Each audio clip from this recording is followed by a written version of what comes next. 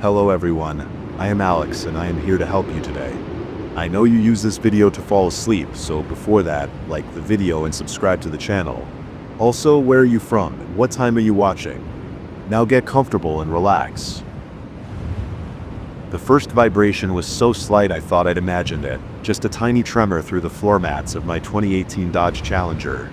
But when the second one came, stronger this time, I knew something was wrong. I'd been driving for 14 hours straight on this godforsaken stretch of Nevada highway, seeing maybe 3 other cars the entire time. The sun had set 2 hours ago, and the temperature had dropped from a brutal 102 to a more manageable 75. I pulled over at what looked like an old scenic outlook, just a patch of packed sand with a wooden barrier to keep idiots from driving off the cliff on the other side. The engine ticked as it cooled, and that's when I felt it again, a distinct vibration like something moving under the car. The radio clock read 10:47 p.m. What the hell, I muttered, reaching for the flashlight I kept in the glove compartment. The beam cut through the dusty air as I stepped out onto the sand. The night was dead quiet. No wind, no insects, nothing. Just vast emptiness, stretching in every direction. The highway disappeared into darkness, both ways, and the stars overhead were unreasonably bright without any light pollution. I crouched down to check under the car. The flashlight beam showed nothing but sand and the car's undercarriage. But as I watched, a small depression formed in the sand near the rear tire, as if something was pushing up from underneath. My hands started shaking, making the flashlight beam dance. The depression grew larger, about the size of a dinner plate now. The sand shifted and moved like water. I backed away slowly, keeping the light trained on that spot. My heart pounded against my ribs so hard it hurt. Sweat broke out across my forehead, despite the cool night air. Another depression formed, this one closer to where I stood. Then another and another, creating a line of disturbed sand, leading away from the car into the darkness beyond my flashlight's reach. The beam caught something at the edge of its range, a dark shape rising up from the sand. It looked vaguely humanoid, but wrong somehow. Too tall, too thin. As I watched frozen in place, another figure rose up beside it. Then, another. My legs felt like concrete blocks as I forced myself to move. I fumbled with the car keys, dropping them once before managing to get the door open. The engine roared to life, headlights cutting twin beams through the darkness. What they revealed made my blood run cold. At least 6 figures stood in a loose semicircle about 30 feet from the car. They were easily 8 feet tall, with limbs like black wire and skin that seemed to absorb light rather than reflect it. They had no features I could make out, just smooth oval heads atop those impossibly thin bodies. More depressions appeared in the sand between them and my car. Whatever these things were, there were more coming up from below. I slammed the car into reverse, tires spinning in the loose sand. The Challenger's back ends fishtailed as I cranked the wheel, turning back toward the highway. Through the windshield I could see the figures moving closer, not walking but gliding over the sand as if they weighed nothing. The engine screamed as I floored it, heading east on the highway. The speedometer quickly climbed past 90, then 100. My hands were clenched so tight on the steering wheel that my knuckles went white. The rearview mirror showed only darkness. No headlights, no figures, nothing. But the vibrations started again. Subtle at first, but growing stronger. The whole car began to shake. I pushed the Challenger harder, watching the needle climb past 120. The shaking got worse. The steering wheel juddered in my grip. Warning lights started flashing on the dashboard. Something dark rose up from the hood. One of those wire-thin arms reached for the windshield. I swerved hard, nearly losing control as the car fishtailed again. The arm withdrew, sliding back under the hood like black smoke. The GPS showed a town 20 miles ahead. I just had to make it there. The engine temperature gauge was climbing into the red zone. More warning lights flashed. The shaking was so bad now that my teeth rattled. Metal groaned underneath the car. The sound of tearing filled the cabin as something ripped through the floor mats behind my seat. In the rearview mirror, I caught a glimpse of one of those featureless oval heads rising up from the back seat. I yanked the emergency brake and turned the wheel hard right. The Challenger went into a controlled spin, tires screaming against the asphalt. Centrifugal force slammed it against the door as the car spun twice before coming to a stop facing the opposite direction. The thing in the back seat was gone. Through the windshield I could see dozens of dark figures standing in the road, their bodies swaying slightly like seaweed in a current. They started gliding toward the car. I dropped the car into drive and floored it again, aiming for a gap between two of the figures. They didn't try to move. At the last second, they simply sank into the road as if it were water, leaving barely a ripple in the asphalt. The vibrations started again almost immediately. I could feel them through the seat, through the pedals, through the steering wheel. The car shuddered and bucked. More warning lights flashed. The temperature gauge was pegged all the way to the right. Steam started pouring from under the hood. The engine made horrible grinding noises, but I could see lights ahead. The glow of civilization. Just a few more miles. Something punched through the roof.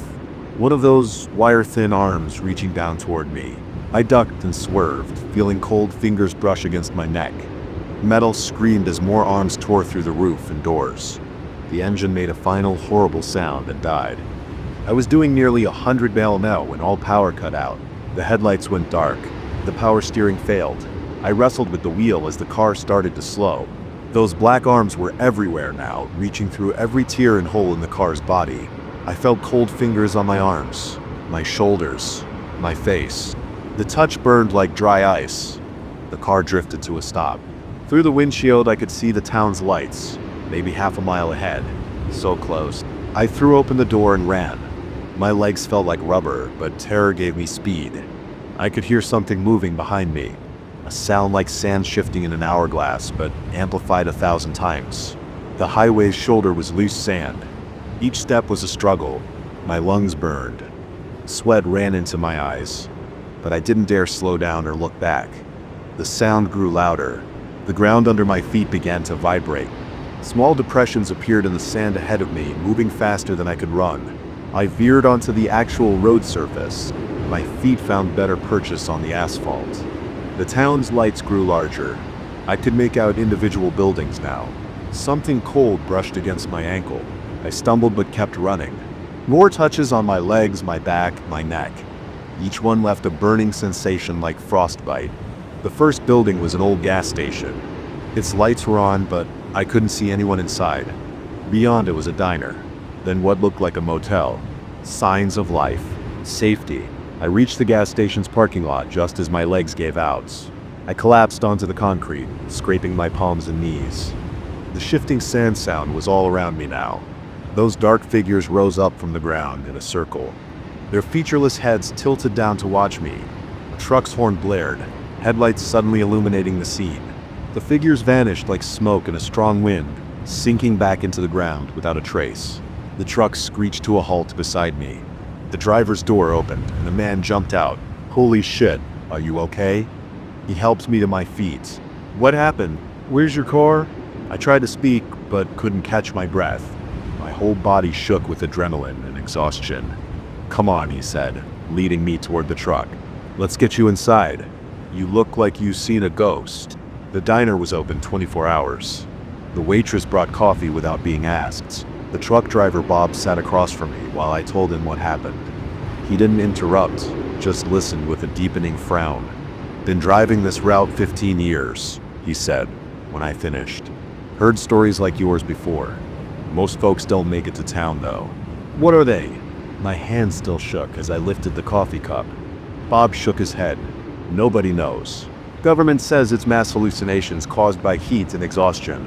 Local tribes have other ideas. All I know is I don't drive that stretch of road at night anymore. My car, I'll call Sheriff Martinez in the morning. He can send someone out to look for it, though I doubt they'll find anything." I ended up staying at the motel. Couldn't sleep. Every time I started to drift off, I felt phantom vibrations through the bed, cold touches on my skin. The sheriff found my Challenger the next day, parked neatly at the scenic outlook where I'd first stopped. The body was pristine. No tears, no holes, no damage at all. But the engine was completely gone. Not damaged or removed, just gone, along with every other mechanical part under the hood. The sand underneath was undisturbed. I took a bus home, sold the Challenger for parts. These days I stick to interstate highways with heavy traffic. I don't drive at night anymore, and I never ever stop in the desert. Sometimes when I'm lying in bed late at night, I feel vibrations through the mattress, tiny tremors like something moving underneath. I tell myself it's just passing trucks, or the neighbor's air conditioning, or the building settling, but I keep a packed bag by the door just in case. and I never looked too hard at the shadows in the corners of my room. Afraid I might see one of those smooth oval heads rising up from the darkness. The physical marks from their cold touches faded after a few weeks, but I still feel them sometimes. Phantom burns on my skin that ache like old wounds before a storm. Reminders that what happened out there in the desert was real. I've tried researching similar incidents, finding a few scattered reports on obscure websites and forums. Most are secondhand accounts, friend of a friend stories. But the details match. The vibrations, the figures rising from the sand, the missing engines. The official explanations don't add up. Mass hallucinations don't leave physical marks, and heat exhaustion doesn't make engines disappear. Whatever those things were, they're still out there, waiting under the sand, watching through the darkness, ready to rise up when another lone car stops on that empty stretch of highway. I wonder how many other drivers haven't made it to town. How many cars have been found empty, engineless, with no signs of their passengers? How many missing persons reports have been filed, only to be dismissed as people wandering off into the desert? The government keeps that section of highway open. No warnings, no signs, nothing to indicate danger. Maybe they don't believe the stories. Maybe they don't care. Or maybe they know exactly what's out there and have their reasons for keeping quiet. All I know is, something impossible happened to me that night, something that challenged everything I thought I knew about reality. And while I survived, I'm not sure I escaped entirely. Because sometimes in my darkest moments I catch myself staring at the ground beneath my feet, watching for depressions in the carpet, listening for that sound of shifting sand. And sometimes, just sometimes, I think I hear it. The photo looked normal when I took it. I remember checking the preview on my camera screen right after. Just another family gathering snapshot. My cousins, aunts, and uncles, all crowded together on the grand staircase of the Blackwood Manor events venue. Everyone smiling after a good meal. But when I got home and really looked at it on my computer, that's when I saw her, standing there in the back, partially hidden by Uncle Robert's shoulder, wearing what looked like a dress from the 1800s. A woman none of us knew, who hadn't been there when I took the picture. At least, that's what I thought at first. I'm not someone who believes in ghosts. I fix broken machines for a living. Cars, appliances, industrial equipment. I deal in metal, electrical circuits, and things I can touch with my hands. So when I first noticed her in that photo, I assumed there had to be a logical explanation. Maybe someone from another event had wandered into the shot. Maybe it was just a weird reflection, or digital artifacts. But I couldn't stop staring at her face. She stood perfectly still, unlike the slight blur of movement you could see in some of my family members who had shifted during the exposure. Her dress was a deep blue, high-necked with tiny buttons down the front and lace at the wrists. Her dark hair was pulled back severely from her face, which held an expression I couldn't quite read. Not exactly sad, not exactly angry, but intense. Like she was trying to communicate something through the camera lens. I went through all the other photos I'd taken that day, hundreds of them, documenting every moment of the reunion. Photos of everyone arriving, hugging in the parking lot, photos of the buffet lunch, people filling their plates with cold cuts and potato salad, photos of my cousins exploring the manor's perfectly preserved Victorian rooms, and more group shots on those stairs, before and after the one where she appeared. But she wasn't in any of them, just that single frame. The next morning, I called my sister Janet, who'd organized the reunion. "Hey, quick question," I said. "Was there anyone else in period costume at the manor during our rental?" "No, just the regular staff in their uniforms." "Why?" I emailed her the photo. Her response came a few minutes later. "What the hell? Who is that?" That's how it started. I sent the picture to everyone who'd been there, asking if they remembered seeing anyone matching her description. Nobody did. My cousin Amy, who loves researching family genealogy, couldn't find any old photos of relatives who looked like her. The manor's events coordinator had no idea who she could be. I couldn't let it go. I kept coming back to that image, zooming in as far as the resolution would allow, studying every detail. The way the light hit her face seemed wrong somehow, softer than the harsh camera flash that illuminated everyone else. And there was something about the space around her that I couldn't quite explain, like the air itself was different where she stood.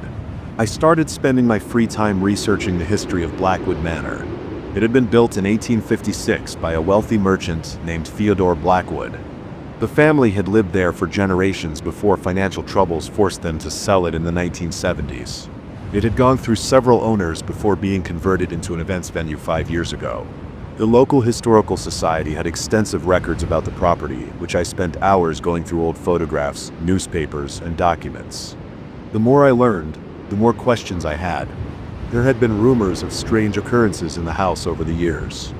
Unexplained sounds, objects moving on their own, glimpses of figures that shouldn't be there. But nothing concrete, nothing I could definitively connect to the woman in my photo. 3 weeks after the reunion, I booked another visit to the manor. I told them I was interested in hosting an event of my own and wanted to tour the space again. The same coordinator who'd handled our reunion, Sarah, showed me around. Mind if we spend some time in the main hall? I asked when we reached the famous staircase. I'd like to get a feel for how the space flows. Sarah left me alone to take measurements and photos. I positioned myself exactly where I'd stood when taking the group shot. Comparing the view through my camera to the mysterious image saved on my phone, the afternoon light slanted through the tall windows just as it had that day. The air felt heavy with dust particles dancing in the sunbeams. A floorboard creaked behind me. I spun around, but there was no one there. Just the empty staircase with its elaborate carved banister. But something caught my eye. A section of woodwork that seemed different from the rest, newer. I walked closer, running my fingers over the surface. The wood was smooth, polished by countless hands over the years. But this one section, about halfway up, had clearly been repaired or replaced at some point. Interesting detail you've noticed there, Sarah said, making me jump. She'd returned without me hearing her approach. That section was damaged in a fire in 1873. The original banister actually extended into a beautiful carved finial, but it was lost. A fire? Yes, though fortunately it was contained quickly. The only casualty was Margaret Blackwood, Theodore's daughter-in-law. She was trying to save some family portraits and became trapped on the upper floor. They found her right here on these stairs, overcome by smoke. My skin prickled. Do you have any pictures of her? Sarah shook her head. Photography was still relatively rare then, and most of the family's personal items were lost in the fire.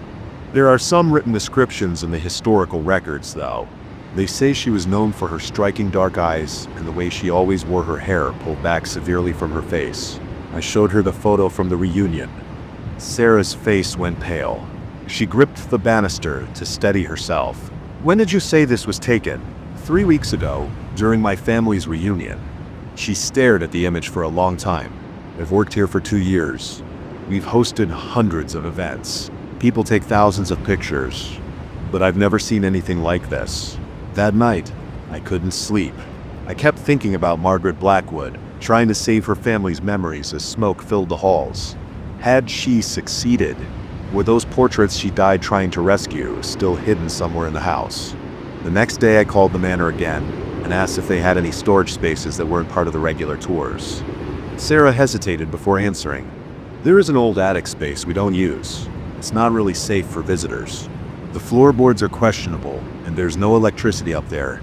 But sometimes we hear noises from up there. Footsteps, things moving around. We've had it checked for animals, but never found anything. I convinced her to let me see it. We climbed a narrow servant staircase to a heavy door that protested loudly when Sarah pushed it open. The attic air was thick with decades of dust.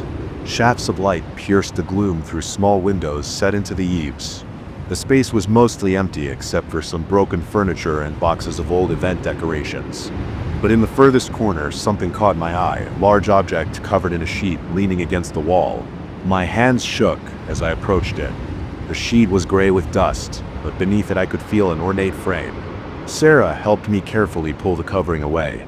It was a mirror, massive, with an elaborately carved wooden frame that matched the style of the staircase banister.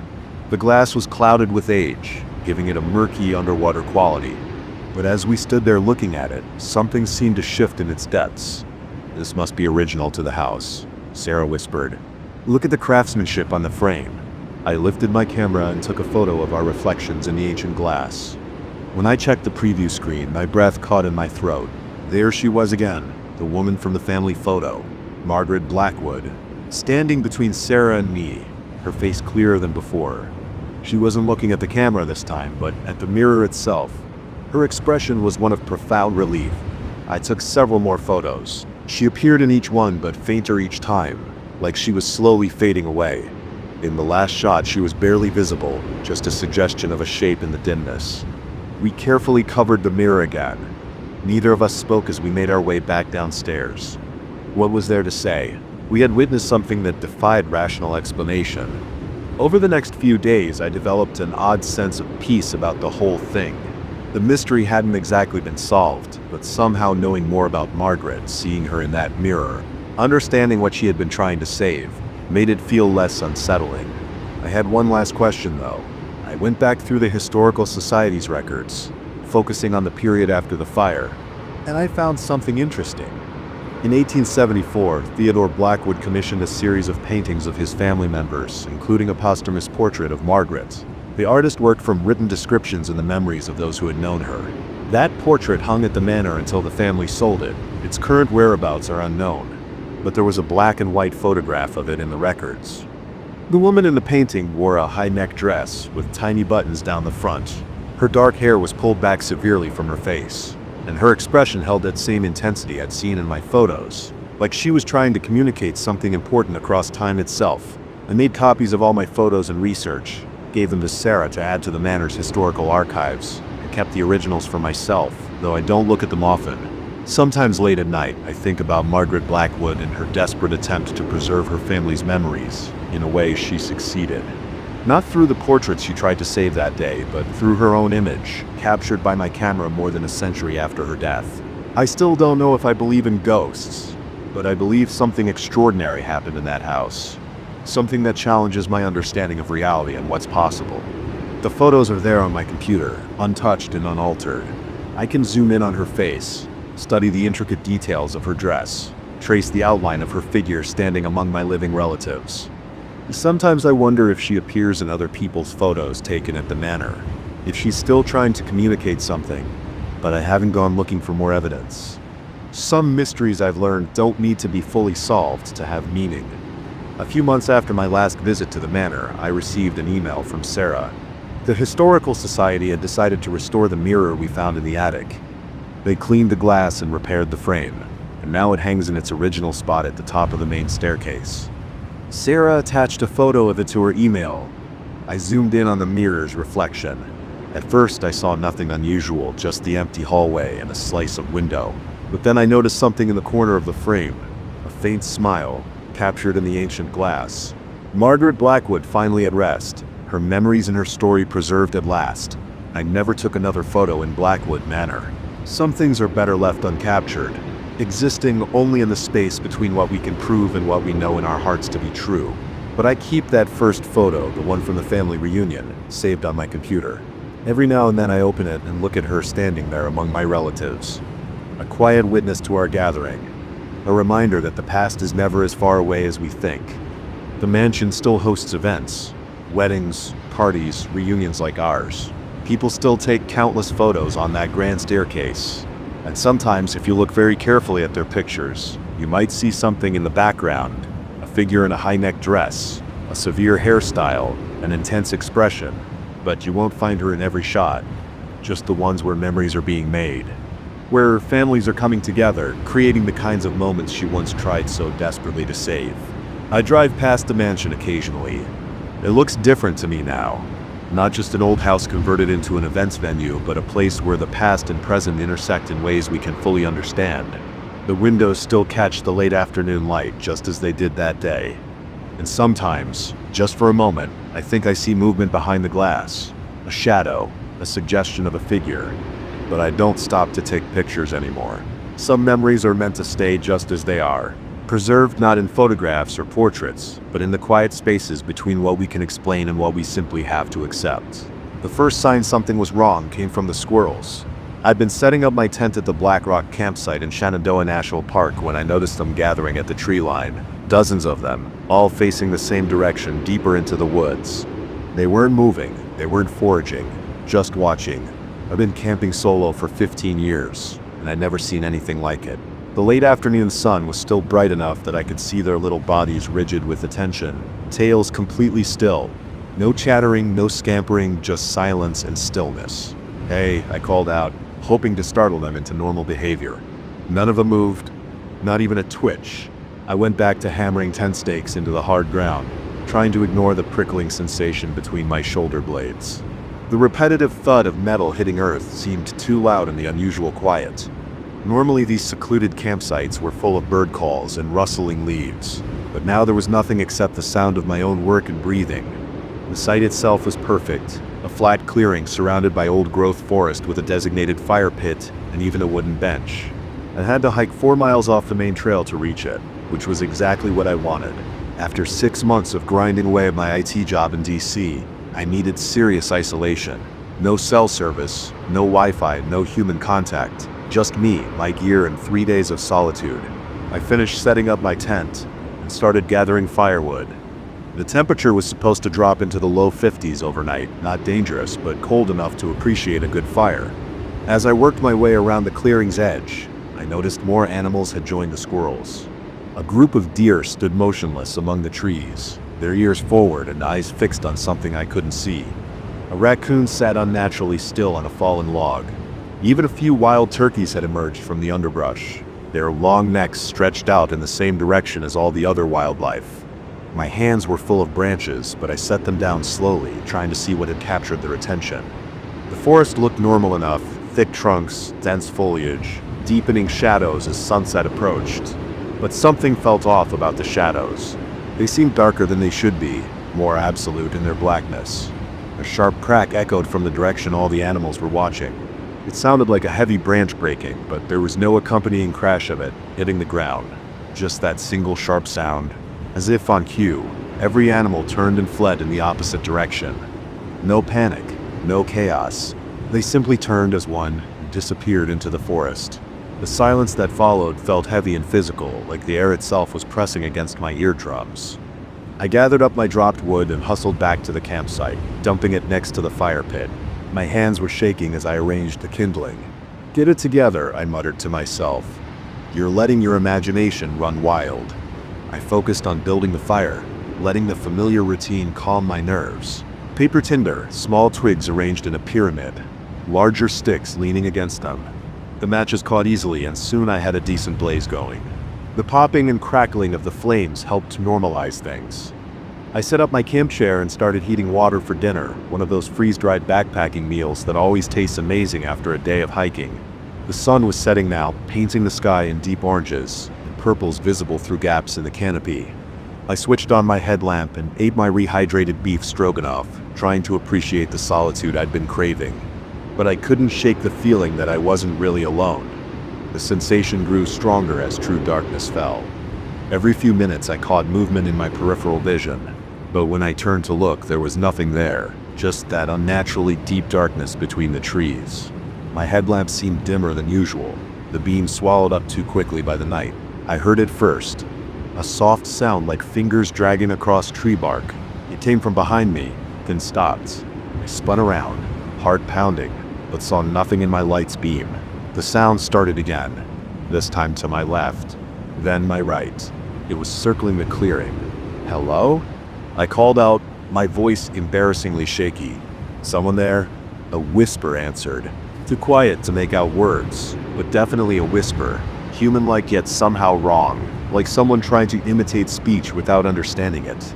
It came from the same direction as the dragging sound, which had stopped. I grabbed my bear spray from my pack. Whatever was out there probably wasn't a bear. They make way more noise, but the solid weight of the canister in my hand helped steady me. "I'm armed," I announced, trying to sound confident. "I don't want any trouble." "More." Whispers responded from multiple directions now. They were getting closer. I could make out fragments of sounds that might have been words. Here, alone, watching. My fire was burning low. I needed to add more wood, but the pile was 10 feet away and I didn't want to move. Sweat ran down my back, despite the cold night air. The whispers continued, a susurration of almost speech that made my skin crawl. Something moved at the edge of my light's reach. A shadow darker than the surrounding darkness, roughly human-shaped, but wrong in subtle ways. I couldn't quite process. It stayed just beyond where I could see it clearly, swaying slightly. Another appeared beside it. Then another. I counted 6 distinct shapes. They formed a loose semicircle around my campsite, always staying just out of clear view. The whispers grew louder, more excited. My breath came in short gasps. The shadow figures began slowly advancing into the clearing. They moved wrong, jerky and fluid at the same time, like bad stop-motion animation. I could see them better now, though my brain struggled to make sense of what I was seeing. They were roughly humanoid but proportioned incorrectly, with 2 long limbs and torsos that seemed to bend at impossible angles. Their surfaces seemed to absorb light rather than reflect it. I fumbled with the bear spray's safety clip, nearly dropping it. The figures stopped their advance about 15 feet from my chair. The whispers had risen to an eager chattering. I could smell something now, a musty organic odor like rotting leaves in stagnant water. My options were limited. The tent was behind me, but that was no real protection. My car was 4 miles away on the main road. I had no cell service. Running blindly through the forest at night would be suicide. I was essentially trapped. The shadow figures swayed in place, whispering to each other in their mock language. They seemed to be waiting for something. The one in the center took another step forward, extending what might have been an arm toward me. Its fingers were too numerous and too long, flexing like underwater plants in a current. The fire popped loudly, sending up a shower of sparks. The shadow figures recoiled slightly at the sudden light and sound. An idea formed. Moving as smoothly as I could, I reached down and grabbed my water bottle. The shadow figures tracked my movement, but didn't advance. In one motion, I unscrewed the cap and dumped the entire liter of water onto the fire. Steam hissed up as the flames died, plunging the clearing into darkness, except for my headlamp. In that moment of confusion, I grabbed my pack with one hand, keeping the bear spray raised with the other, and ran straight at the gap between 2 of the figures. They weren't expecting that. Their whispers turned to high-pitched keening as I burst through their circle. I charged into the forest, not caring about the trail, just trying to put distance between myself and those things. Branches whipped at my face. I tripped repeatedly, but somehow kept my feet. The keening followed me, along with the sound of movement through the underbrush. My headlamp bounced wildly, creating a strobing effect that made it hard to see where I was going. Something brushed against my back and I screamed, spraying a burst of bear spray behind me blindly. The keening turned to shrieks of what seemed like pain. I ran harder, my lungs burning. The shrieking grew more distant after what felt like hours, but was probably only minutes. I broke through the trees onto the main park road. I turned toward where I thought I'd parked and ran full out on the asphalt. I reached my car without seeing any sign of pursuit. My hands shook so badly, I could barely work the key fob.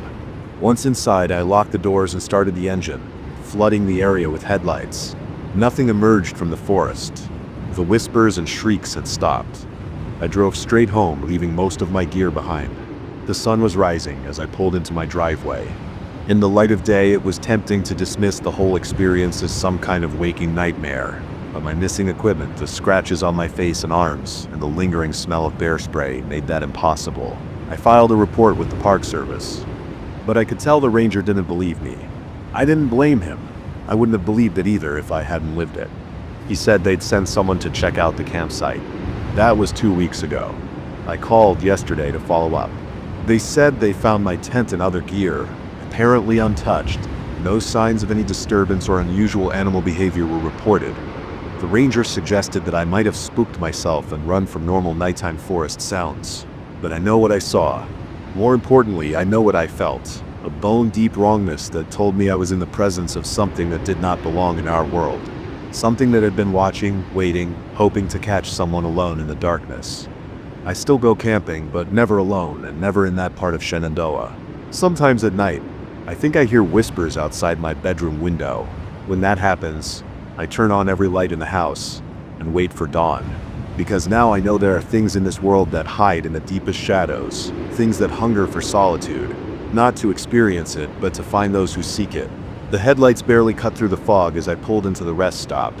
After 16 straight hours on the road, my eyes were burning and my hands were shaking on the wheel. I had promised myself I'd make it to Denver by morning, but I knew driving any further would be suicide.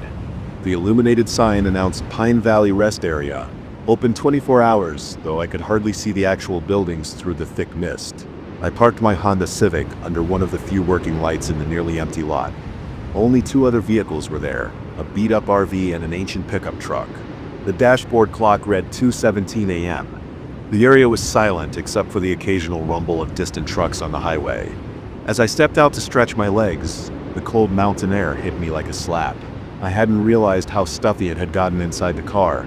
My joints cracked as I reached toward the sky, trying to work out the kinks from too many hours in the driver's seat. That's when I noticed the campfire. About 50 yards away, past the main rest stop building, an orange glow flickered in the darkness. A figure sat beside it, barely visible in the fog. As I watched, they raised an arm and waved. I hesitated. Every horror movie I'd ever seen screamed at me to get back in the car, but my rational mind argued back. This was a public rest stop after all, and I could use some company to help me stay awake for a few minutes before trying to sleep. "Come on over," a male voice called out. "Coffee's hot." My feet crunched on gravel as I walked toward the fire. As I got closer, I could make out more details. The man appeared to be in his 50s, wearing a flannel shirt and a worn baseball cap. He had a scruffy gray beard and smiled warmly as I approached. A large tent was set up behind him, and camping gear was scattered around the site. "Name's Earl," he said, extending a weathered hand. "Just passing through?" "Yeah, heading to Denver," I replied, shaking his hand. "I'm Mike. Thanks for the invitation. I probably shouldn't be driving anymore tonight." "Smart man." Earl gestured to a camp chair across the fire. "Have a seat. Plenty of coffee left in the pot." I settled into the chair, accepting a tin cup of surprisingly good coffee. The warmth felt good in my hands. "You camp here often?" I asked. Earl chuckled. "Oh, I know these mountains like the back of my hand. Been living on the road for going on 5 years now. You see all sorts of interesting things out here at night." Something in his tone made me glance up sharply, but his expression was friendly enough. "A lot of folks passed through here," he continued, poking at the fire with a stick. "Some just stopping for a quick rest. Others, well, some folks just seem to disappear into these mountains. Funny how that happens." My hand tightened on the coffee cup. "What do you mean, disappear?" "Oh, you know how it is," Earl said casually. "People get turned around in the fog, take a wrong turn. Sometimes they're never heard from again." He smiled. "But I'm sure you'll be fine as long as you stick to the main road." We sat in silence for a few minutes. The fog seemed to be getting thicker, and the fire's glow created weird shadows in the mist. Every instinct I had was telling me to leave, but I didn't want to appear rude or paranoid. "Well," I said finally, standing up, "I should probably try to get some sleep." "Thanks for the coffee." "Anytime," Earl replied. "Sleep tight. Hope nothing wakes you up." I walked back to my car as normally as I could, fighting the urge to run. Once inside, I locked all the doors and reclined the seat back slightly. The fog had gotten so thick that I could barely see Earl's campfire anymore. I closed my eyes, but sleep wouldn't come. Earl's words kept repeating in my head. After about 20 minutes, I heard footsteps on the gravel. They seemed to circle my car once, slowly, then fade away. My heart was pounding. I kept my eyes shut, telling myself I was being ridiculous. Then came the first tap on the window. It was soft, almost tentative. Tap, tap, tap. I lay perfectly still, barely breathing. The tapping stopped. Then, from somewhere in the darkness, I heard branches breaking. Something was moving in the forest beyond the rest stop. I sat up slowly, trying to peer through the fog. The campfire was out now, and I couldn't see Earl's tent anymore, either. Had it even been there? More breaking branches, closer now, and voices, multiple voices, whispering just too quietly to make out the words. My hands were shaking as I put the key in the ignition. The engine roared to life, and I flipped on the high beams. Through the fog, I caught a glimpse of movement, several dark shapes ducking behind trees at the forest edge. I threw the car into reverse, tires spraying gravel as I backed up. As I shifted into drive, I saw Earl standing at the edge of the parking lot. He wasn't smiling anymore. There were other figures behind him, half hidden in the mist. I floored it. The Honda's engine screamed as I accelerated toward the exit. In my rearview mirror, I saw the figures emerge from the fog, running after my car. They weren't human. Their movements were all wrong, too fluid, too fast. I hit the highway doing 80 and didn't slow down for 200 miles. The sun was rising by the time I pulled into a crowded truck stop in Colorado. My hands were still shaking as I walked into the diner. "Coffee, hun?" the waitress asked. "Yes, please," I replied. "And could you tell me where the nearest police station is?" She brought my coffee and directions, but when I told her my story, she just shook her head. Pine Valley Rest Area. The place has been closed for 20 years. There was a big forest fire that burned everything to the ground. There's nothing there now but charred trees. I argued with her, telling her I'd just been there, but she insisted. Finally, I pulled out my phone and looked it up. She was right. The rest stop had burned down in 2003. The site had never been rebuilt. I drove back the next day in broad daylight. I found the turnoff easily enough, but where I remembered the rest stop being, there was nothing but a crumbling parking lot overtaken by weeds surrounded by the black skeletons of burned trees. The only sign that anyone had been there recently was a single tin coffee cup sitting in the middle of the empty lot. I left the cup where it was. I got back in my car and drove away. I don't take rest stops anymore. When I'm tired, I find a busy truck stop or a motel with lots of lights and lots of people, and I never ever drive in the fog. Sometimes when I'm driving late at night, I think I see campfires through the trees. Sometimes I think I hear voices calling me to stop and rest, but I keep driving. I always keep driving because I know what's out there in the darkness, waiting at the last rest stop. Oral is still there with his coffee and his campfire and his friends in the forest, waiting for travelers who are just tired enough, just lonely enough to stop. And I know that somewhere in those mountains, there are people who disappeared, people who stopped for coffee with a friendly stranger, people who heard the tapping on their windows, people who weren't quite fast enough to drive away. I made it out, but I'll never forget what I saw in my rearview mirror that night, and I'll never stop wondering what would have happened if I'd stayed just a little bit longer, if I'd taken just one more cup of coffee, or if I'd waited just a few more minutes before trying to escape. Because whatever Earl and his friends are, they're still out there, still waiting, still watching through the fog, and they're patient. They have all the time in the world.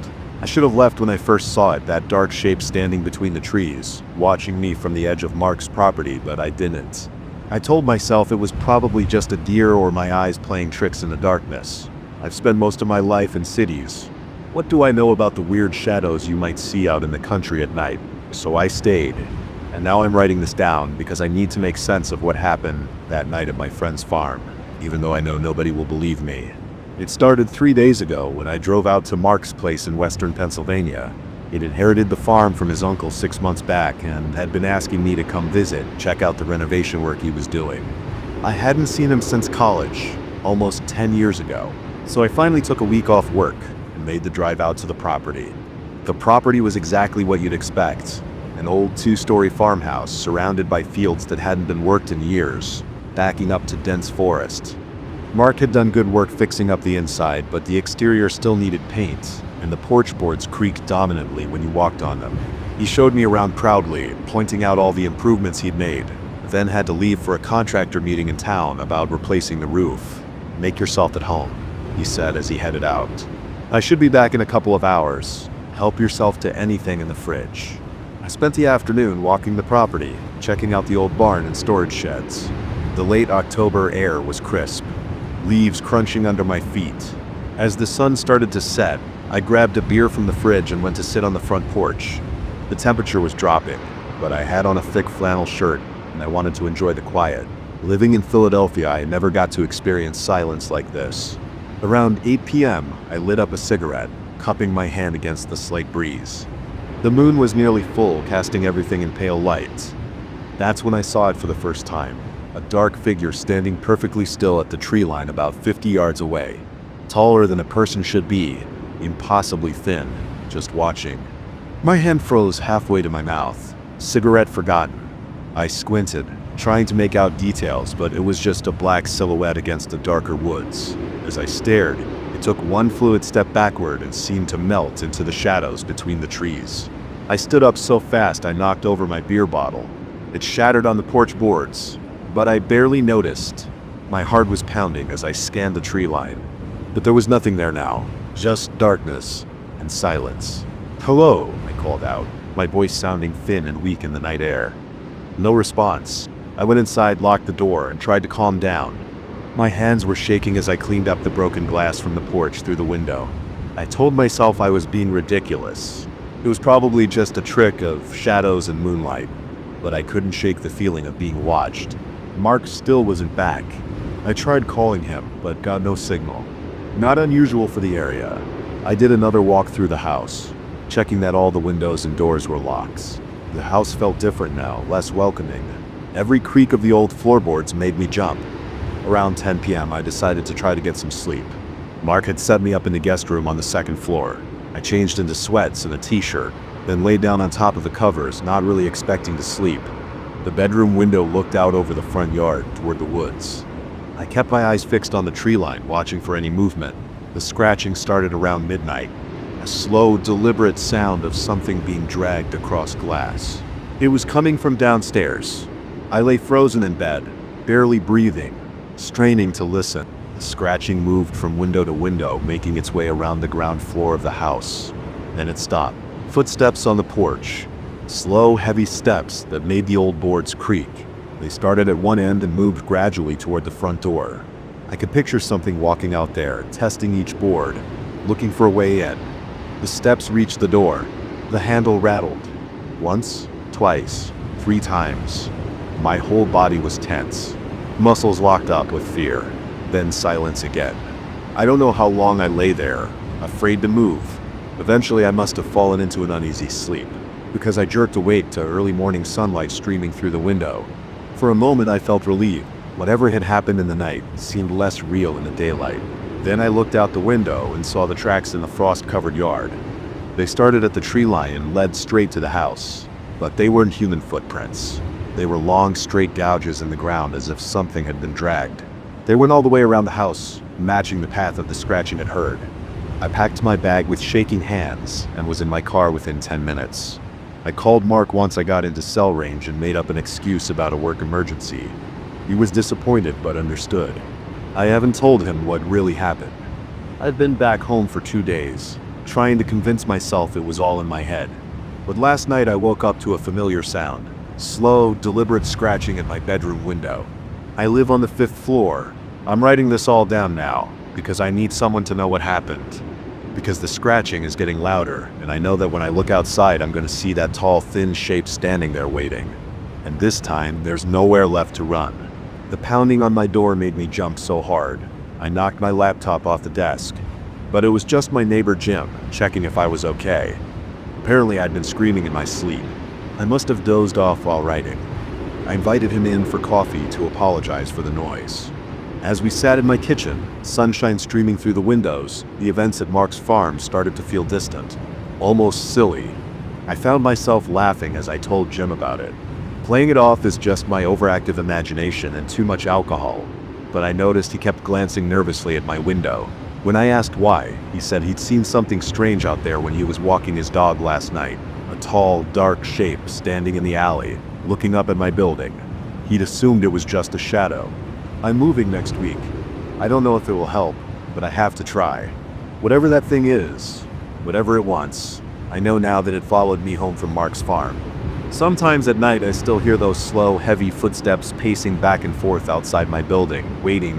I called Mark yesterday. He said he's been having trouble sleeping lately. He keeps hearing strange noises outside at night, scratching at the windows. But he's sure it's just raccoons or something. I wanted to warn him, tell him to get out of that house. But what could I say that wouldn't sound crazy? So I'm writing this down as a record, in case something happens.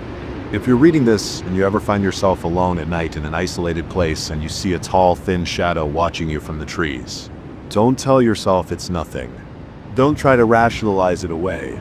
Just run. Run as far and as fast as you can.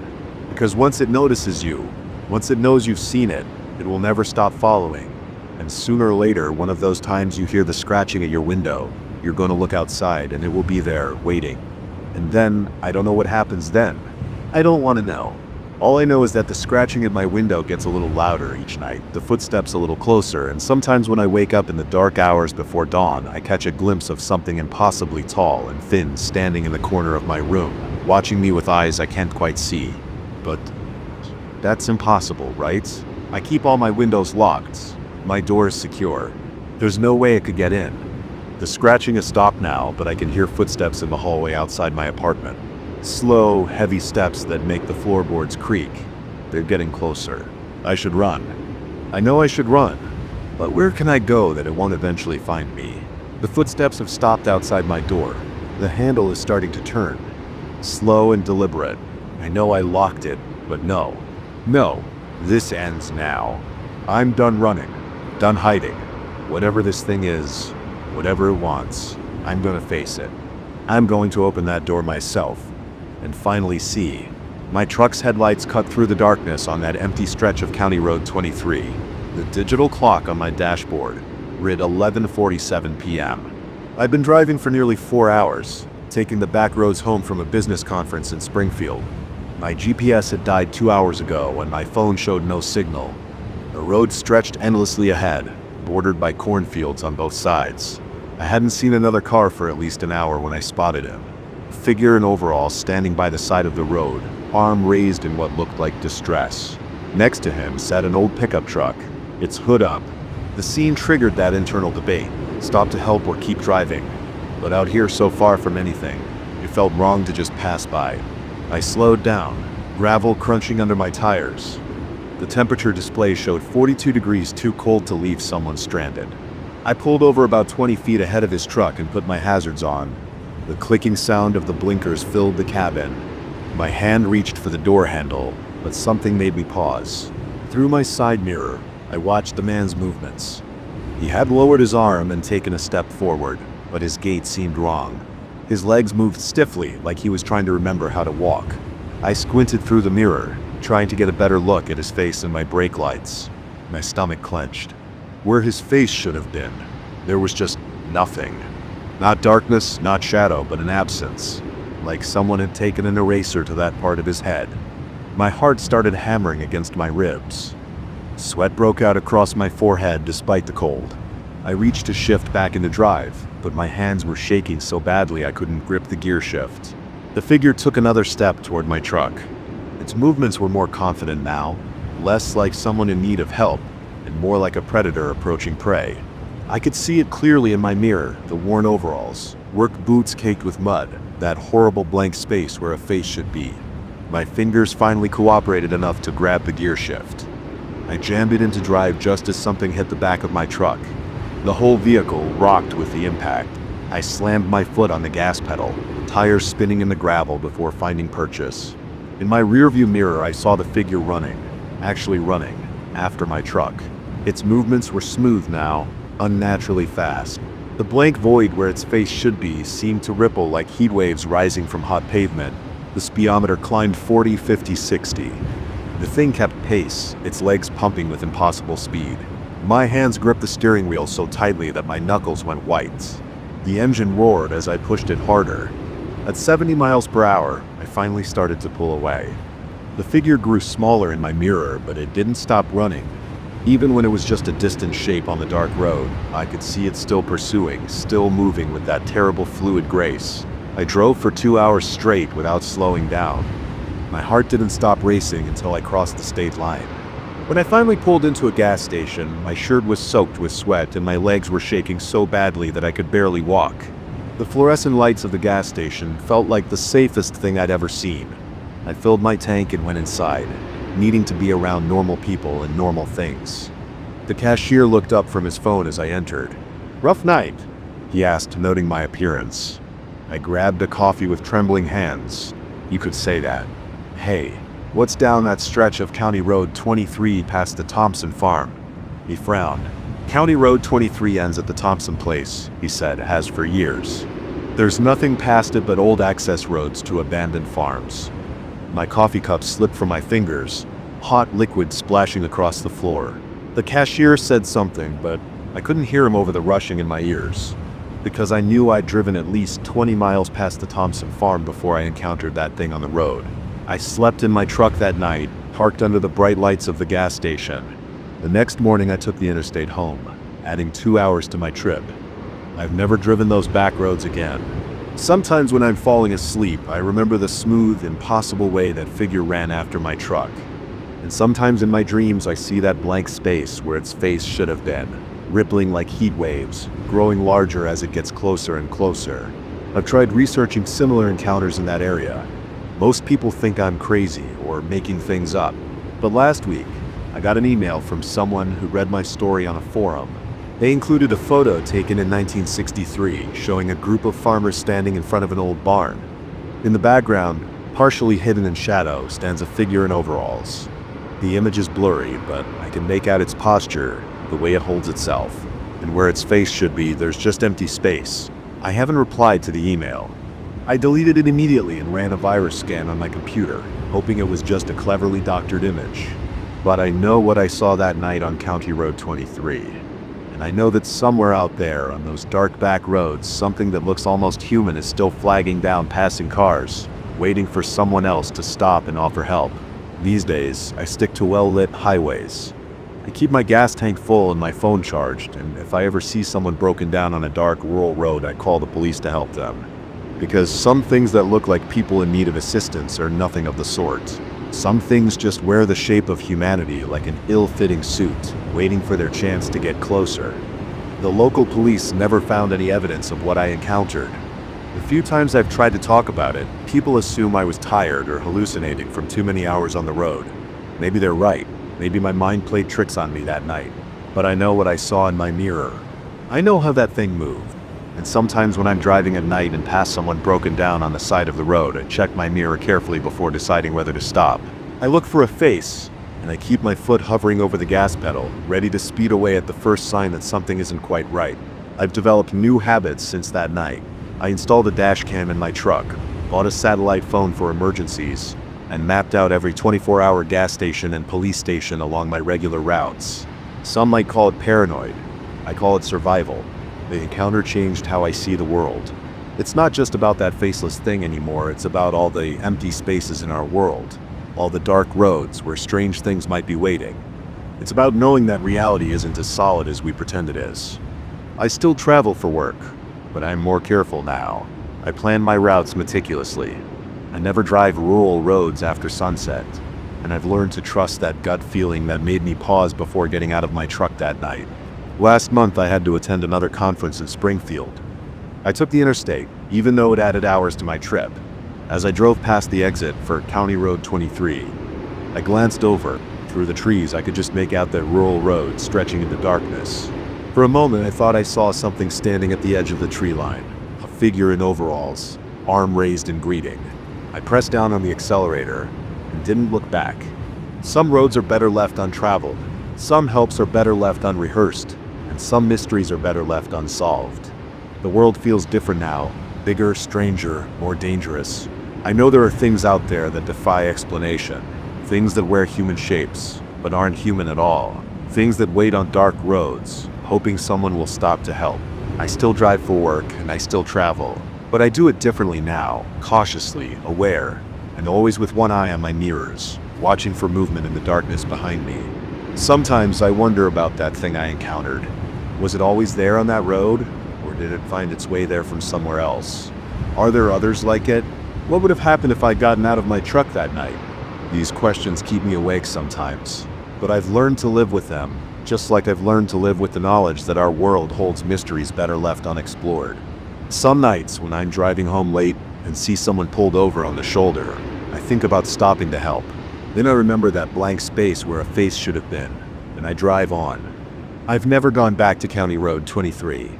Never will, but sometimes when I'm falling asleep, I remember the sound of gravel crunching under tires, the sight of a raised arm in my headlights, and the terrible moment when I realized that the figure by the road had no face at all. Life goes on. I still have my job, my home, my normal routines. But that encounter left its mark on me, not in any visible way, but in how I move through the world, in the precautions I take, in the way I watch the shadows at the edge of my headlights. I know there are things out there that we can't explain, things that don't fit into our neat, rational world. I encountered one of them on a dark road in the middle of nowhere, and while I escaped, I carry the memory of that night with me always. So, if you're driving late at night and see someone pulled over on a dark rural road, think carefully before you stop to help. Look closely in your mirrors.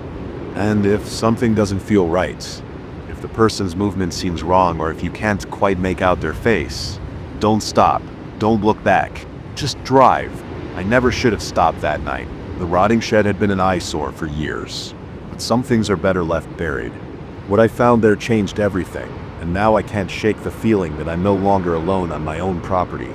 It started 3 weeks ago when I finally decided to tear down that old shed. The previous owner had left it to decay for decades before I bought the place, and I'd spent 5 years looking at its sagging roof and warped walls while promising myself I'd deal with it someday. My plan was simple. clear out the mess, demolish the shed, and turn the whole back area into a proper garden. Maybe grow some vegetables, plant some flowers, normal stuff. The kind of project that's supposed to make your property value go up, not make you afraid to go outside after dark. The demolition went quickly. The shed was so rotten that most of it came apart with just a pry bar and some effort. By sunset on that first Saturday, I had a pile of splintered wood ready for the dumpster, and a cleared patch of dirt where the shed had stood. That's when I noticed something odd about the ground. The soil under the shed didn't look right.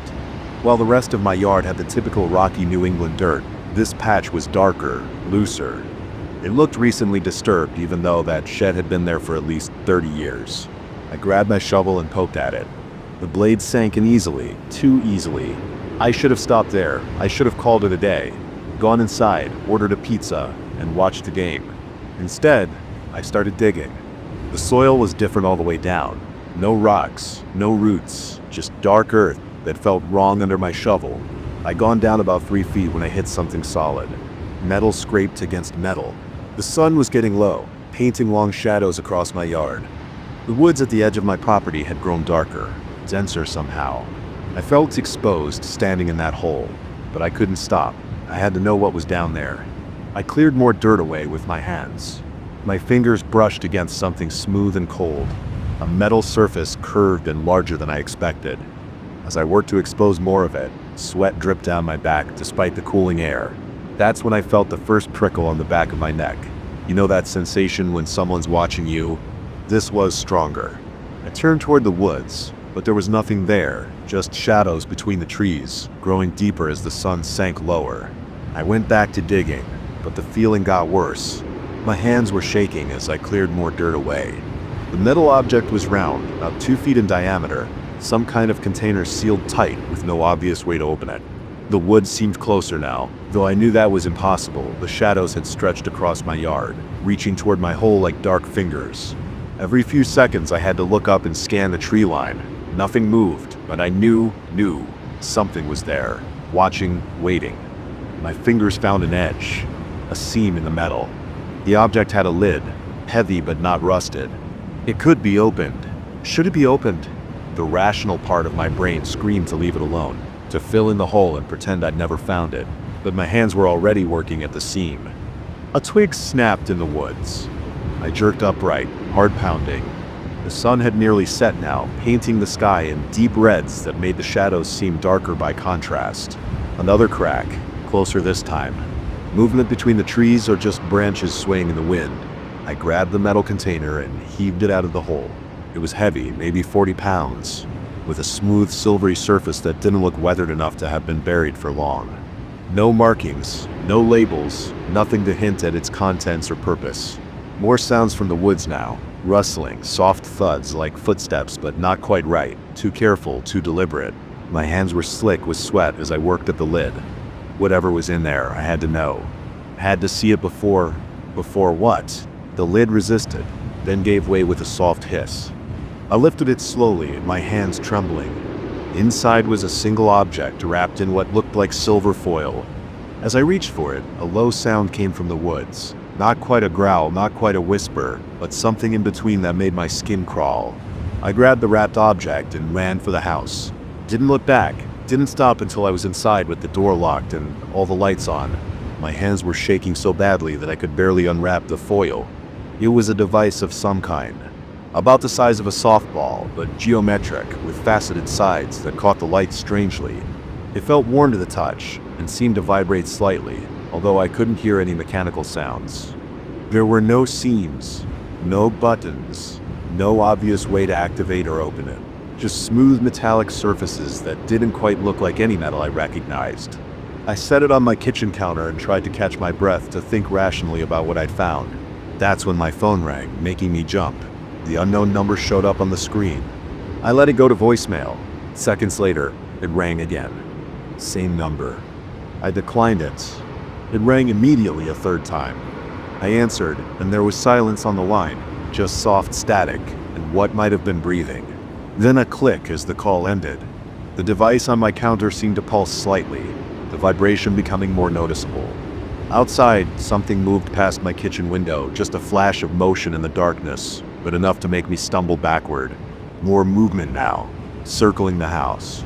Shadows passing by windows. My phone started ringing again. The device's vibration grew stronger, making the counter shake. Somewhere in the distance, car alarms began going off. I grabbed the device and wrapped it back in its foil. The vibration damped immediately. My phone stopped ringing. The shadows outside stilled. I spent that whole night sitting in my living room, lights on, watching the windows.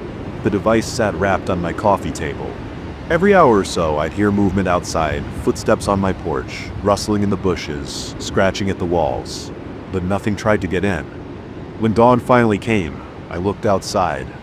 My yard was empty. The hole I dug was still there, the metal container lying beside it. But the woods looked different somehow. The trees seemed closer together, their branches reaching toward my house. New shadows lurked between their trunks, even in the morning light. I called in sick to work and spent the day researching.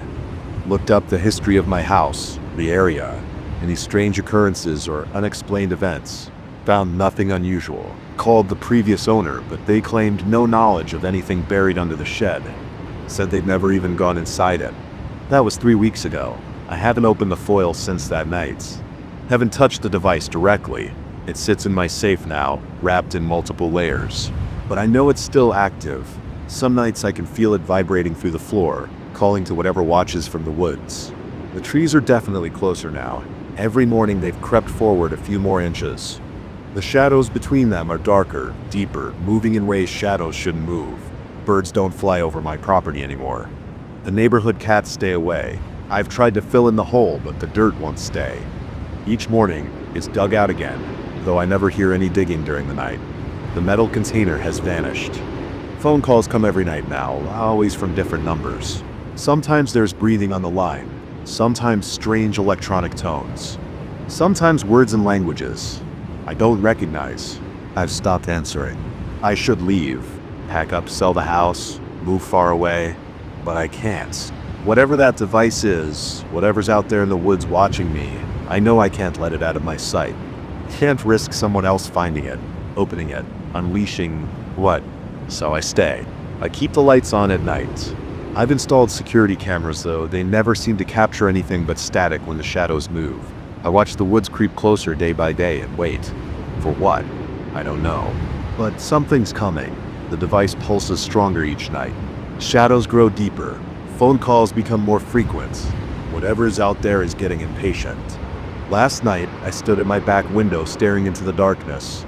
For just a moment, I thought I saw something step out from between the trees. Something tall and angular moving in ways that made my eyes hurt. It raised what might have been an arm, might have been a branch, might have been something else entirely. And it waved at me. I've barricaded myself in now. Boarded up the windows, reinforced the doors. I have enough supplies to last for weeks. The device thrums in my safe, its vibrations growing stronger every day. The woods press against my house. Branches scratch at the walls like fingernails.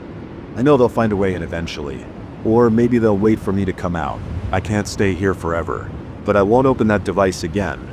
Won't unwrap it. Won't touch it. Whatever it is, whatever they want, they'll have to take it from me. The sun is setting now. The phone is ringing again. New shadows slide under my door, and somewhere in my safe, wrapped in layers of foil, something pulses like a beacon, calling them home. I never should have dug in that spot, but it's too late now. Far too late. The ringing phone echoed through the empty warehouse. That shouldn't have been possible. I checked every phone line myself at the start of my shift, and they were all dead. But there was a classic rotary phone, its bell piercing the darkness of the second floor. I stood frozen at the top of the metal stairs, my flashlight beam fixed on that impossible sight, while sweat ran down my back despite the cold October air. But I should back up. My name's Mike Reeves, and this was my third week working security at the old Palmer & Sons storage facility on the outskirts of Detroit. The job seemed straightforward enough when I took it. Walk the perimeter every hour, check the locks, make sure no one breaks in to steal the missing inventory and machine parts still stored here, since the place shut down in 1989. The pay was decent for night work. At 52 with a bum knee from my construction days, I wasn't exactly swimming in better offers. The first 2 weeks went exactly as expected. The huge facility was dead quiet at night. just the occasional rat scurrying across the concrete floors or pigeon rustling in the rafters. I do my rounds, read my paperback novels, drink coffee from my thermos, and count the hours until dawn. The building itself was your typical industrial warehouse, 2 stories of concrete and corrugated metal, with rows of steel shelving units holding dusty boxes and equipment. The ground floor had the loading docks and main storage areas, while the second floor housed some old offices and additional storage space. Tonight started like any other. I arrived at 11 p.m., relieved the day guard, and settled into my usual routine. The first few hours passed uneventfully as I made my rounds. Around 2 a.m., I was sitting in the small security office by the main entrance, working on the crossword puzzle when I heard it. Voices coming from upstairs. At first I thought I was imagining things. The building had its usual nighttime creaks and groans, but these were definitely human voices, muffled and indistinct, but unmistakable. They seemed to be having a conversation, though I couldn't make out any words. I grabbed my flashlight and radio, hand instinctively checking that my taser was still on my belt. "Security office to dispatch over," I said into the radio, following protocol. But only static answered, another thing that hadn't happened before. The signal was usually crystal clear. The voices continued above me. I had to check it out. It was literally my job. But something felt wrong. Every instinct told me to stay put, call the police, wait for backup. But what would I tell them? That I heard some voices. They'd take forever to arrive if they came at all. No, I had to handle this myself.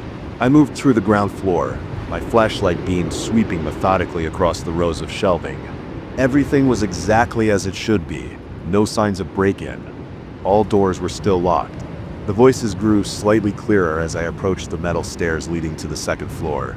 My footsteps echoed on the steel steps, despite my attempts to move quietly. Each step up made my knee throb. A reminder of why I'd taken this supposedly easy job in the first place. The voices suddenly stopped. I froze, listening intently but heard only silence. The second floor was darker than the first, with fewer emergency lights casting their dim glow. My flashlight beam cut through the gloom, illuminating rows of file cabinets and more storage shelves.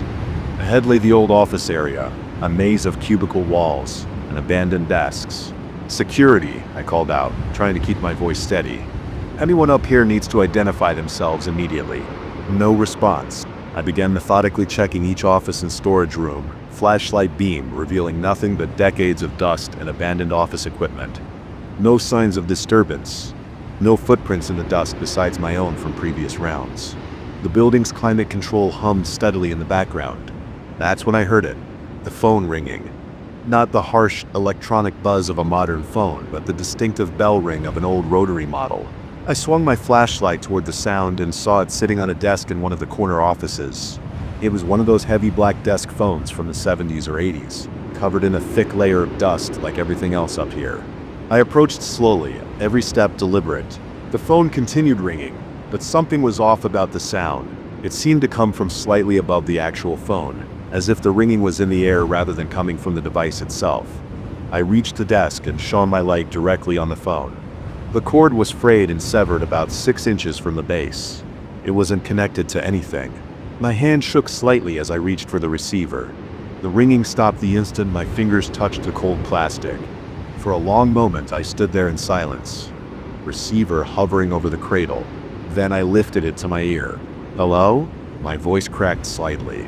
Static crackled through the earpiece, then resolved into what sounded like dozens of overlapping voices, all speaking too quietly to make out the words. They grew gradually louder, and I could almost understand what they were saying, almost grasp the meaning that seemed to hover just at the edge of comprehension. The temperature around me plummeted. I could see my breath misting in the flashlight beam. The voices grew louder still, and now they seemed to be coming from both the phone and the air around me. My flashlight flickered once, twice. The voices reached a crescendo of unintelligible whispers. I slammed the receiver down and stumbled backward, nearly tripping over an office chair. The temperature returned to normal instantly. My flashlight beam steadied. The voices were gone, leaving only the usual hum of the building systems. My heart pounded as I did another sweep of the second floor, more quickly this time. Everything was exactly as it had been. No signs of anyone else, no disturbances, no other strange phenomena. The phone sat silently on the desk, looking like any other piece of abandoned office equipment. I retreated downstairs and spent the rest of my shift in the security office, watching the video feeds. The cameras showed nothing unusual, just empty rooms and corridors. When my relief arrived at 7 a.m., I didn't mention what had happened. What could I say that wouldn't sound crazy? I called in sick the next night, and the night after that. On the third day, I went to the facility during daylight hours. The phone was still there, covered in dust, cord severed. I picked up the receiver, nothing but silence. I asked around about the building's history, but found nothing particularly unusual. No tragic deaths, no mysterious disappearances, nothing that would explain what I'd experienced. I went back to work the following night. Part of me hoped something would happen again, just to prove I hadn't imagined it all. But the building remained silent. The phone never rang again, and the voices never returned. That was 6 months ago. I still work the night shift at Palmer & Sons. Most nights are completely normal, just me, my flashlight, and the usual sounds of an old building at night. But sometimes, when I'm making my rounds on the second floor, I'll catch myself straining to hear voices in the darkness. And every time I pass that corner office, I find myself glancing at the old phone, wondering if it will ring again. I've developed some new habits since that night. I never answer any phone in the building, even my cell phone while on duty. I always carry a backup flashlight, and I've learned that sometimes it's better not to investigate strange sounds too closely. Some questions are better left unanswered. The incident changed me in subtle ways. I'm more alert during my shifts now, more aware of my surroundings. Every unexpected sound makes me tense up. I've learned to trust my instincts. When something feels wrong, it usually is. But I also learned that fear doesn't have to control you. You can experience something inexplicable, something that shakes your understanding of reality, and still get up the next day and go about your life. I've never told this story to anyone else who would believe it. A phone ringing without power, mysterious voices in an empty building. It sounds like something from a cheap horror movie, but I know what I experienced. The memory of that cold plastic receiver, the static-filled whispers, the bone-deep chill in the air. It's all burned into my mind with perfect clarity. Last week, the company announced they're selling the building. It's being converted into luxury apartments of all things. Construction starts next month. I wonder if the new residents will experience anything strange. Part of me wants to warn them, but what would I say? Watch out for the haunted phone. They'd think I was crazy. I've got 2 weeks left on this job. The company offered to transfer me to another facility, but I turned them down. Found a day job as a security guard at a shopping mall instead. The pay is about the same, and I won't have to worry about answering any mysterious phone calls in the middle of the night. Sometimes I drive past the old warehouse during the day. It looks completely ordinary in the sunlight, just another abandoned industrial building waiting for its next chapter. But I know its secrets. I know what happens in those quiet hours between midnight and dawn when the rest of the world is sleeping. And sometimes, late at night in my own home, I'll hear a phone ringing in the distance and feel that same cold shiver run down my spine. I don't know what was trying to communicate with me that night. I don't know if it was something supernatural or if there's some rational explanation I haven't figured out yet. But I do know this. There are things in this world we don't understand. Things that defy our need for explanations and comfortable assumptions. I've made my peace with that uncertainty. Some questions don't have answers, and some mysteries are better left unsolved. The old warehouse will be gone soon, transformed into overpriced apartments for young professionals who have no idea what happened within those walls. The phone will probably end up in a dumpster, just another piece of obsolete equipment cleared out to make way for the new. But somewhere in the darkness, those voices are still whispering their unintelligible messages.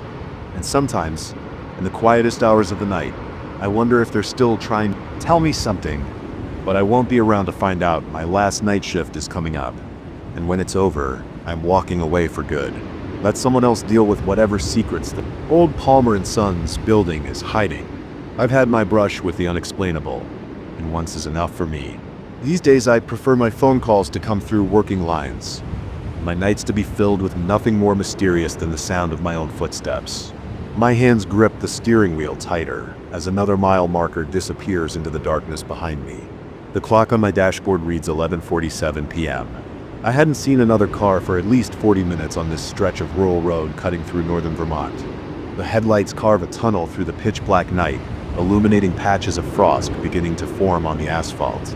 My phone had lost signal about 20 minutes back. James. The voice came from somewhere outside my car window, a low, dragging sound barely above a whisper. My own name, spoken in a way that made my neck hair stand up. I jerked my head toward the passenger side window, but saw only dense woods pressed up against the road. The speedometer shows 45 miles per hour, too fast to have heard someone clearly from outside, I told myself. My shoulders tensed as I focused harder on the road ahead. James? Stop? There it was again. The same drawn-out whisper, somehow cutting through the sound of tires on pavement. My heart rate picks up. Sweat forms on my palms against the leather of the steering wheel. Something dark moves in my peripheral vision, just at the edge of the tray line. When I snap my head to look, nothing is there. I press the accelerator, pushing the car to 60 miles an hour. The engine's hum fills the cabin. My breathing comes faster now. The radio has stopped picking up any stations miles ago, leaving me in silence except for the car's mechanical sounds. A shadow darted across my peripheral vision again, keeping pace with my car. My chest tightened. The logical part of my brain said nothing could run this fast, but my eyes kept catching fragments of movement just outside my direct line of sight. I jabbed at the power window controls, making sure all 4 windows were completely closed. The air conditioning was already running, but I felt cold sweat on my forehead. My eyes darted between the road ahead and the side mirrors. James, I need help, I said. The voice was closer now, as if someone was leaning in through a non-existent open window. I could hear the ragged edge in it, like sandpaper on wood. My hands trembled on the wheel. The dark shape flickered at the edge of my vision again, and this time I caught a glimpse of something pale within it.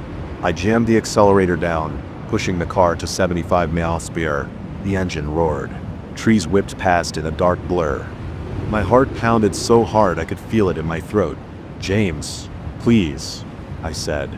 A white face flashed in my peripheral vision, gone before I could turn to look. My stomach lurched. I swerved slightly, overcompensated, and fought to straighten out. The tires hummed against the centerline warnings. I fumbled for the interior lights, slapping at switches until the cabin lit up. The harsh overhead light created reflections in the windows, but I felt marginally better being able to see inside the car clearly. My knuckles were white on the steering wheel. The next mile marker showed I was still 15 miles from the next town, 15 miles of dark rural roads stretching through dense forest. My foot pressed the accelerator harder. A sound like fingernails scraping against glass came from the rear passenger window. I jerked my head around, almost losing control of the car again.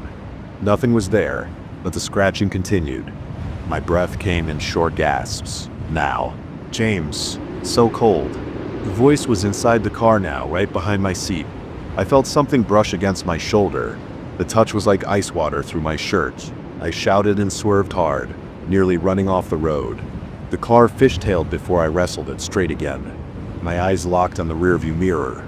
The back seat was empty, but as I watched, frost began spreading across the rear window in delicate patterns. The temperature in the car plummeted. I could see my breath coming in sharp bursts. I jabbed at the heater controls, turning them to maximum. My hands shook so badly I could barely keep the wheel steady. The car's speed fluctuated as my foot trembled on the accelerator. Something moved in the back seat.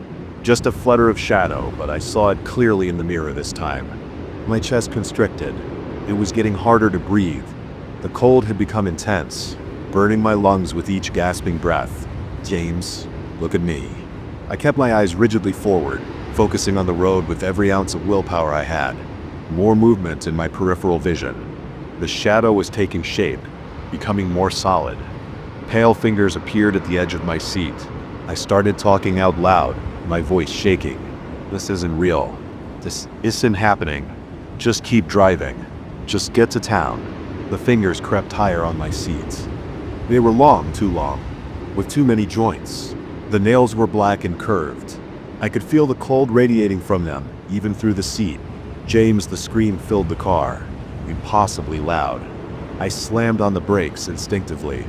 The car went into a slide. I fought the wheel, trying to remember everything I knew about controlling a skid. The world spun in a blur of headlights and trees. The car slid to a stop sideways across the road. The engine stalled. In the sudden silence, my ragged breathing sounded impossibly loud. I sat frozen, hands clenched on the wheel, afraid to move. Nothing happened. No voice, no movement. Just the tick of the cooling engine, and my own thundering heartbeat. After what felt like hours but was probably only minutes, I reached for the key with a trembling hand. The engine turned over on the first try. I straightened the car out and started driving again, slower now. My whole body was shaking. The interior lights stayed on. The heater blasted at full power. I didn't look in the mirrors anymore. 10 miles to town. The road stretched endlessly ahead. I started counting my breaths, trying to slow them down in through the nose, out through the mouth. My shirt was soaked with sweat despite the lingering cold. A slight curve appeared ahead. As I turned the wheel to follow it, movement caught my eye again. This time I didn't look. I kept my eyes locked on the road. My jaw clenched so hard it hurt. "James, I'm still here." The voice came from right beside me now, in the passenger seat. I could feel the cold emanating from that direction. Frost spread across the passenger window, creating elaborate patterns in the glass. "No," I said out loud.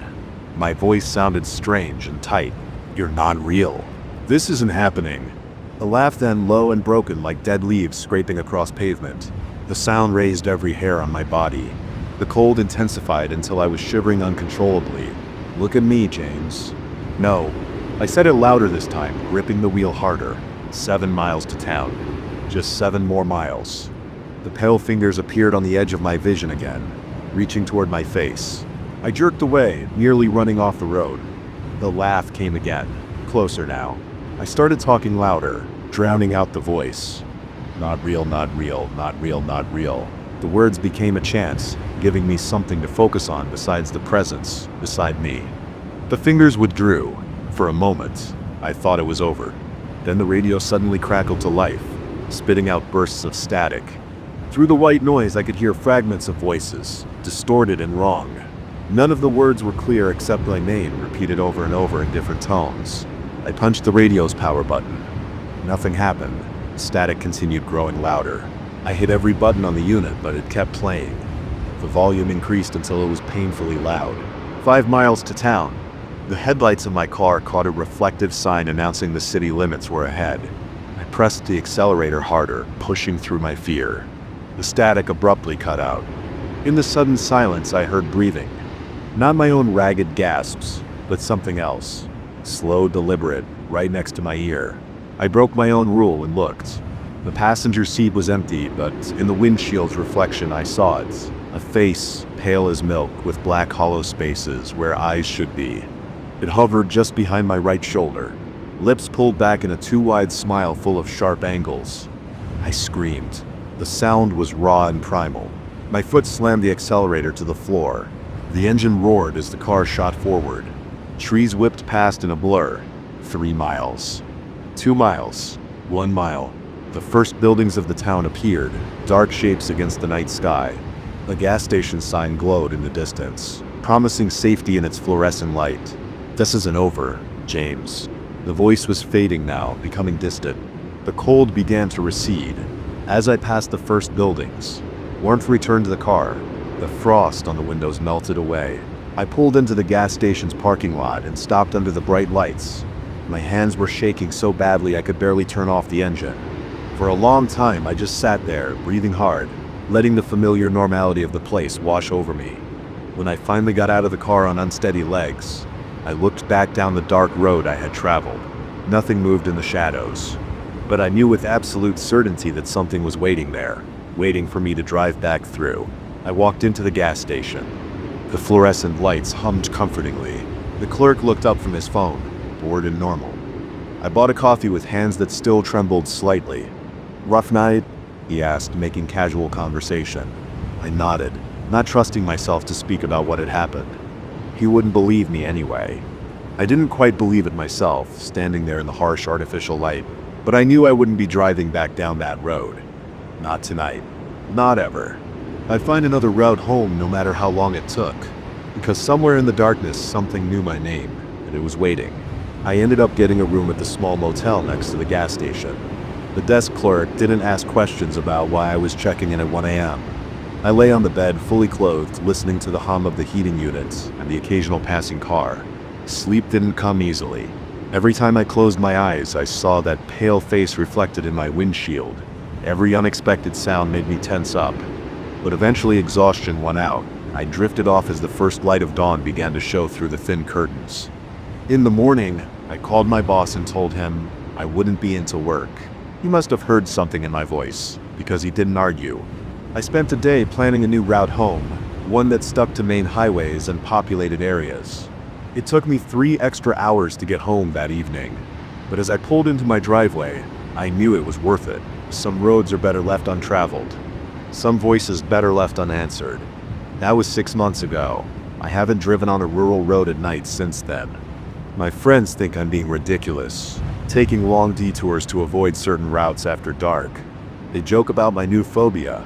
Let them laugh. They haven't heard their name called from the darkness. They haven't seen what moves just at the edge of vision, keeping pace with a speeding car. They haven't felt those ice-cold fingers reaching for them through the night.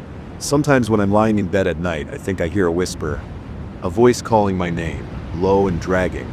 But I keep my eyes closed and wait for it to pass, because I know now some calls should go unanswered. Some help should remain ungiven. Some questions are better left unasked. But I wonder, in my darker moments, what would have happened if I had stopped that night? If I had looked directly at the thing that knew my name, if I had asked it what it wanted, then I remember that pale face, that wrong smile, those empty black spaces where eyes should be, and I know I made the right choice.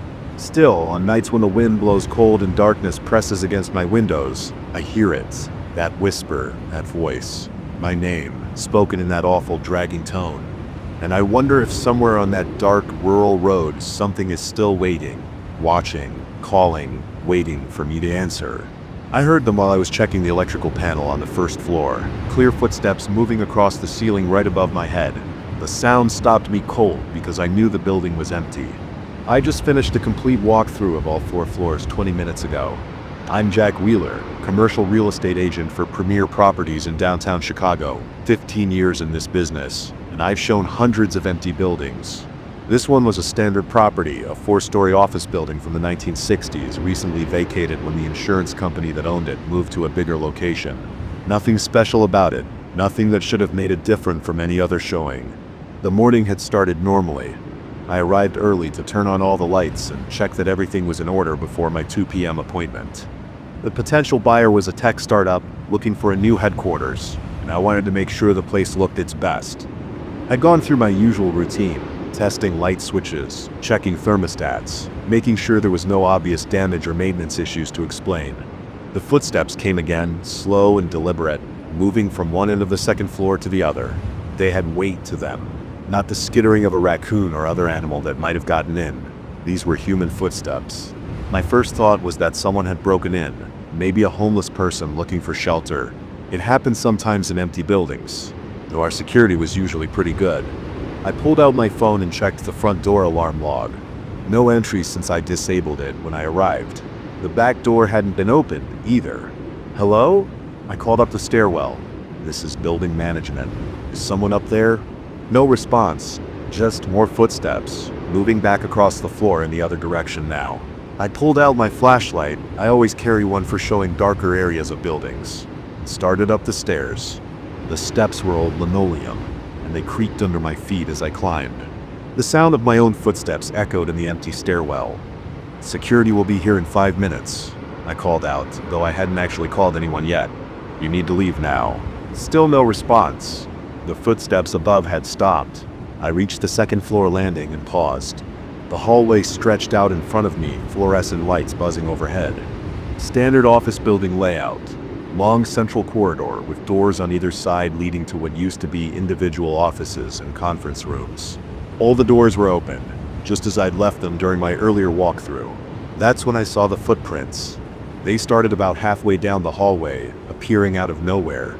Wet footprints like someone had stepped in water, but they didn't come from any doorway or the stairs. They just began in the middle of the hall, as if someone had materialized right there and started walking. My hand tightened on the flashlight. I could feel sweat starting to form on my forehead and under my arms, soaking into my dress shirt. My heart was pounding so hard that I could feel it in my throat. I followed the prints slowly. They led down the hall, turned right into one of the empty offices, then came back out and continued toward the far end of the building. Normal shoe prints looked like men's dress shoes. About size 11, the kind of footprints you'd expect to see in an office building. Except these prints were impossible. They started from nothing and led to nothing. I followed them to the end of the hall where they just stopped. No doorway, no window, no access panel, just blank wall. I touched one of the prints with my finger. It was wet all right, plain water, no color or smell to it. I wiped my finger on my pants. The fluorescent light above me flickered. I jumped, then felt stupid for being scared of a bad ballast. Though my hands were shaking as I pulled out my phone to call the office. No signal. I had full bars when I came up the stairs, but now there was nothing. The light flickered again, and this time the one next to it joined in. Then the next one down the line. One by one, the lights were flashing, creating a strobe effect that made the hallway seem to jump and twitch. I backed toward the stairs. The temperature had dropped. I could see my breath now, little puffs of vapor in the flickering light. My shoes squeaked on the linoleum. That's when I heard it.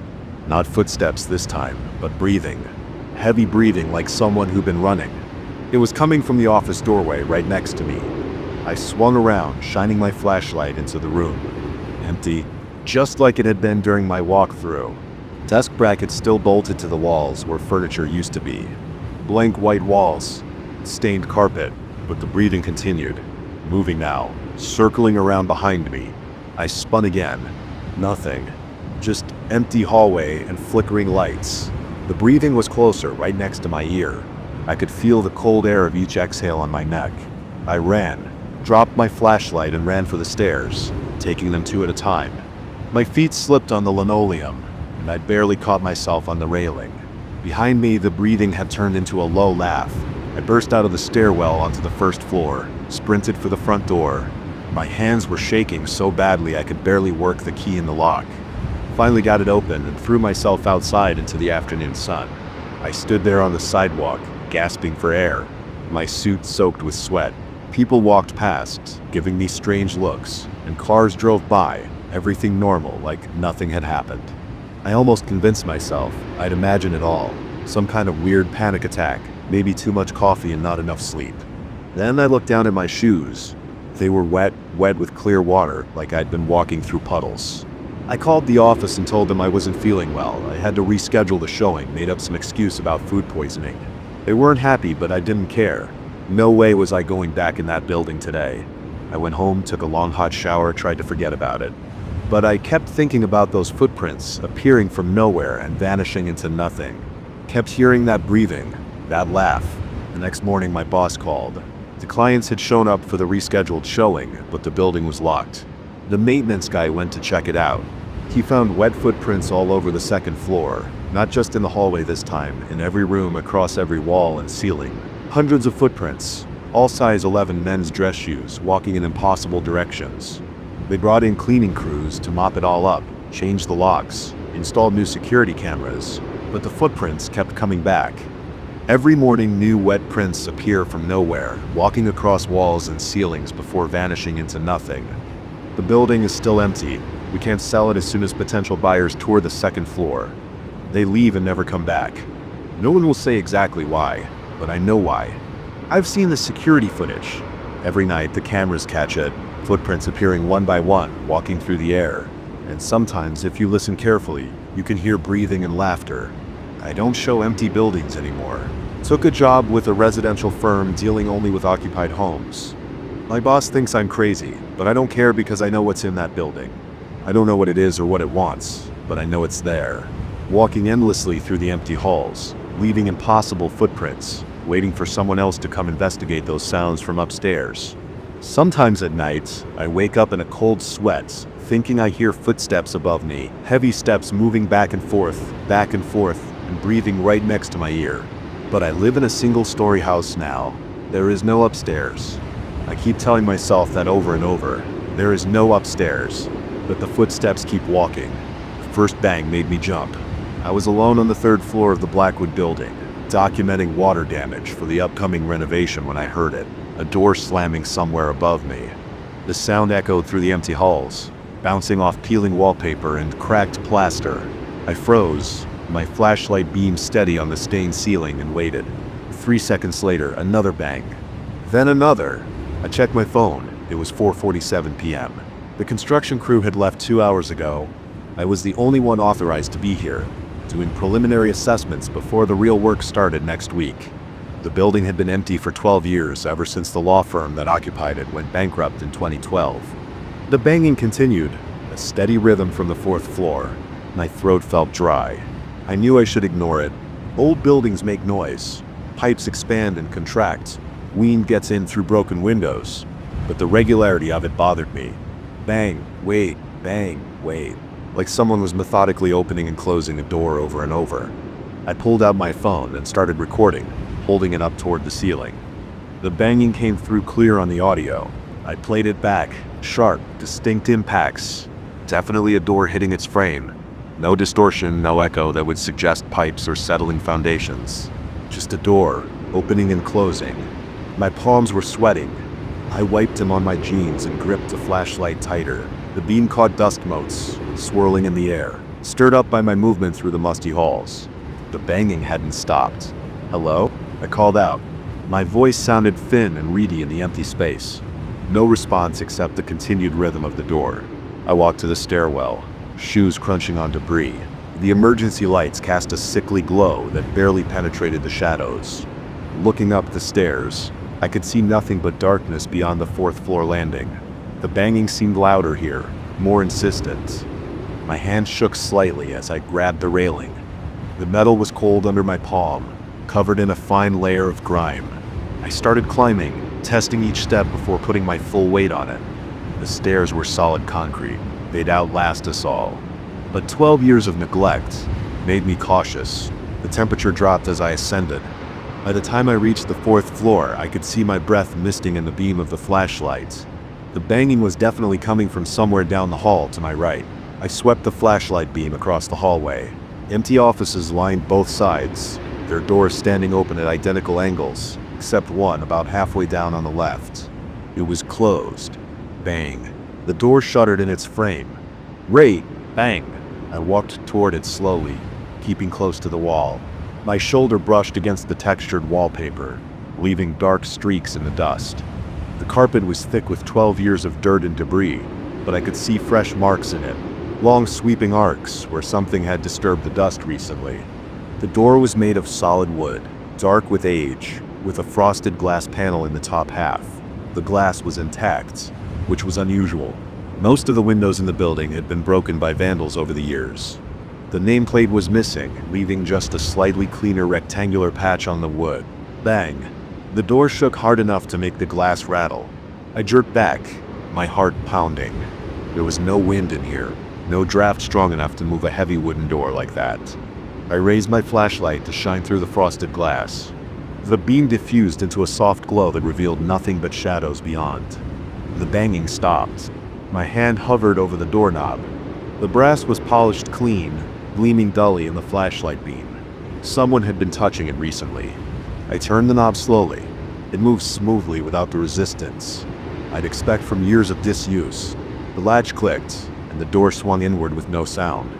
The room beyond was large, probably a partner's office back when this was a law firm. My flashlight beam caught the edges of heavy wooden furniture, a massive desk, filing cabinets, bookshelves lined with empty spaces where legal volumes had once sat. But what made my blood run cold were the footprints. They stood out clearly in the thick dust that covered the floor. Fresh footprints, dozens of them, crossing and recrossing the room in chaotic patterns.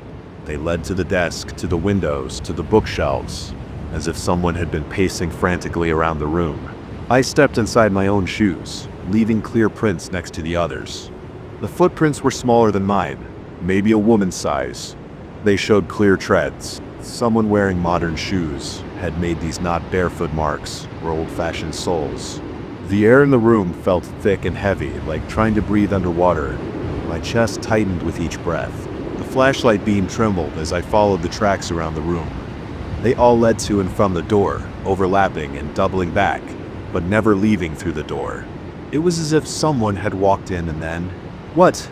The tracks just stopped in the middle of the room, the last set facing the door as if the person had been standing there staring at it. I heard movement behind me, a soft scuff, like a shoe on carpet. I spun around, my heart hammering against my ribs. The door was closed. I hadn't closed it. I was certain I hadn't closed it.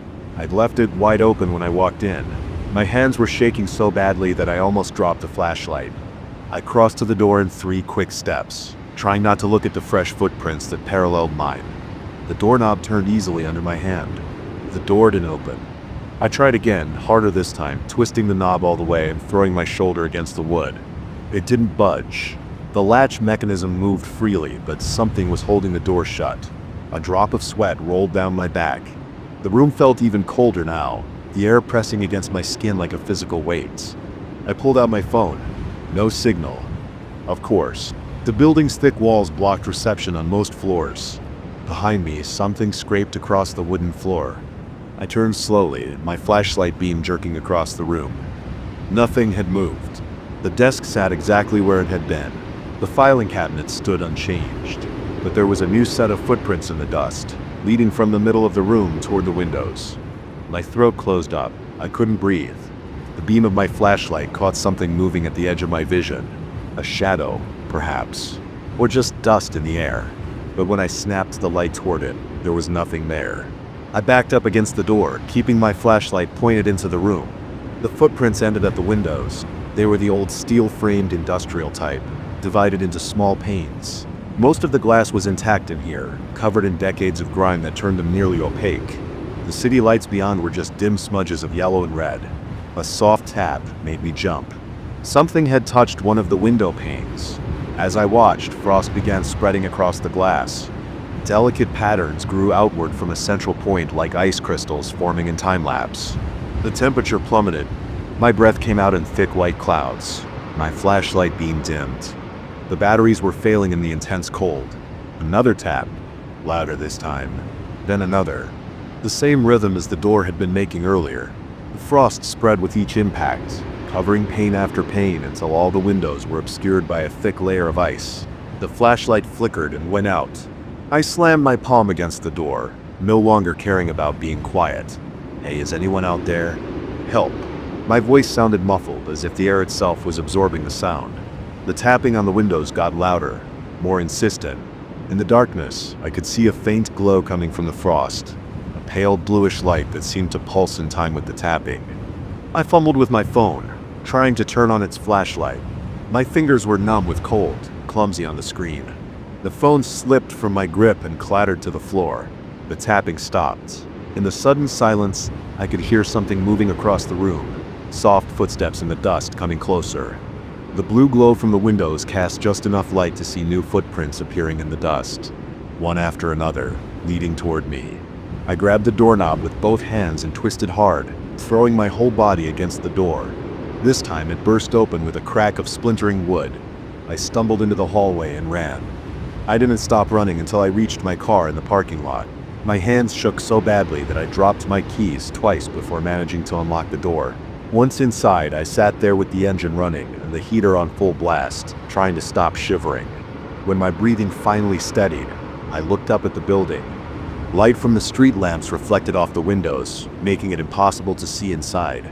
The 4th floor was a wall of darkness, except for one window. The last in a row of steel-framed panes, covered in a layer of frost, caught the streetlight and glowed with a faint blue tinge. I sat there for a long time, watching that window. Just before I finally put the car in gear to leave, I saw it, a handprint pressed against the inside of the glass, smaller than mine would have been, fingers splayed wide as if reaching for something just out of reach. The next morning I called in sick. I couldn't face going back into that building. When my boss asked why the door to room 412 was broken, I told him it must have been vandals. I didn't tell him about the footprints or the frost or the handprint on the window, but I did look up the building's history. It took some digging through old newspapers and court records, but I finally found what I was looking for. In 2012, just before the law firm went bankrupt, a young paralegal named Sarah Chin disappeared. She was last seen working late one night on the 4th floor. Her car was found in the parking lot, but she never made it home. The police investigated but found nothing. The case went cold. The firm collapsed a few months later under the weight of financial scandal and fraud allegations. The building was abandoned. I've driven past it a few times since that night. The windows are always dark, but sometimes if I look carefully I can see frost spreading across one particular pane on the 4th floor, and sometimes in the early evening when the light hits just right, I see footprints appearing in the dust of an empty room, walking endlessly in circles, never finding their way out. The next day I submitted my resignation. Let someone else handle the renovation assessment. Some doors are better left unopened, some rooms better left unexplored. But sometimes late at night, I still hear it in my dreams, that steady rhythm of a door banging in an empty building, over and over, waiting for someone to come and see what's on the other side. The renovation project was delayed for months after that. Various contractors came and went, each finding reasons not to take the job. The building still stands empty, its windows dark, except for one that sometimes glows with a pale blue light on cold nights. And if you listen carefully, you might hear it. Bang, wait, bang, wait. A door opening and closing in an empty room, marking time until the next person comes to investigate. Last month, the police reopened Sarah Chen's case. They found no new evidence, but they did find something strange. On the door of room 412, now hanging crooked on broken hinges, someone has polished the doorknob until it shines like new. And in the dust on the floor inside, fresh footprints appear every morning, walking in endless circles, as if searching for a way out that doesn't exist. I've thought about going back, about trying to help somehow, but what could I do? What can anyone do for someone trapped between here and there, endlessly pacing an empty room trying to find their way home? So I drive past sometimes and watch the frost spread across that one window, and I think about doors that shouldn't be opened and rooms that shouldn't be explored. And I wonder if I had walked away that day when I first heard the banging, if I had ignored it like I should have, would she still be pacing that room alone? Or would she have found someone else to notice her? Someone who could help her find her way out? I don't have answers. All I have are questions and the memory of footprints in the dust leading nowhere, and a handprint on a frosted window reaching for something just beyond reach. The building is scheduled for demolition next spring. I don't know what will happen then. Will they finally find what happened to Sarah Chen? Or will she just move on to another empty building? Another closed door, another room full of endless footprints in the dust. Sometimes late at night I try not to think about it, but I hear that banging in my dreams, a door opening and closing over and over, waiting for someone to come and see what's on the other side. And I wake up with frost on my windows, and the feeling that someone has been pacing around my room, leaving footprints I can't quite see in the darkness. But I never get up to check. Some doors once opened can never really be closed again, and some rooms once entered never let you fully leave. My hands were shaking when I tried to put the key in the lock. I dropped them twice before finally getting the door open. I rushed inside my house and slammed the door shut, pressing my back against it. My heart was pounding so hard I could hear it in my ears. The street outside was quiet, too quiet. I knew I shouldn't look. Every instinct told me not to look, but I had to know. I turned around slowly and peered through the small window next to my front door. There he was, standing under the streetlight, staring directly at me, just like at the bus stop, just like in my rearview mirror, the same man who had somehow followed me home. But let me start from the beginning. Let me tell you exactly what happened tonight. I work as a systems administrator at a data center downtown. The late shift usually ends at 11 p.m., but tonight we had server issues that kept me there until almost 1 a.m. I was exhausted after staring at screens for 14 hours straight. My eyes burned, my neck was stiff. All I wanted was to get home and collapse into bed. The parking garage was nearly empty when I finally left. My footsteps echoed off the concrete as I walked to my car. The fluorescent lights buzzed overhead. At night, everything looks different in there, all harsh shadows and weird angles. I always walk faster in parking garages after dark. Can't help it. I took my usual route home, down Madison to 7th Street, then onto Palmer Road. The streets were empty except for the occasional delivery truck. The radio was playing some late-night talk show, voices murmuring quietly as I drove on autopilot. I wasn't really paying attention to anything, just focusing on staying awake and getting home. That changed when I passed the bus stop on Palmer. It was one of those old covered stops with scratched-up plexiglass walls and metal benches. No buses run that route after midnight. The stop sits between two broken streetlights, making it even darker than the rest of the street. As I drove past, I noticed someone standing there, just standing, not sitting on the bench, not checking their phone, but just standing perfectly still in the shadows. Something about it made the hair on the back of my neck stand up. Maybe it was how still they were. Maybe it was because no one should be waiting for a bus that wasn't coming. Maybe I was just tired and paranoid, but that image stuck with me as I drove past. Then I checked my rearview mirror. The figure had turned to face my car. Even through the darkness and distance, I could tell they were staring directly at me. Their head was tilted slightly to one side. I couldn't make out any features, just a dark silhouette against the darker night. But I knew they were watching me. My hands tightened on the steering wheel. I pressed down harder on the gas pedal, eager to put distance between us. The bus stop disappeared from view as I turned the corner and let out a breath I hadn't realized I was holding. "You're being ridiculous," I said out loud to myself. "Just some random person, probably waiting for a ride or something." But my heart was still racing. I kept glancing in my mirrors all the way home, half expecting to see headlights following me. There weren't any. The streets remained empty. I live in one of those older suburban neighborhoods where all the houses look similar. Ranch-style homes built in the 70s, most with attached garages and small front yards. My place is near the end of a quiet cul-de-sac. Usually I appreciate the peace and privacy. Tonight, the darkness between the streetlights felt oppressive. I pulled into my driveway and shut off the engine. The sudden silence was jarring.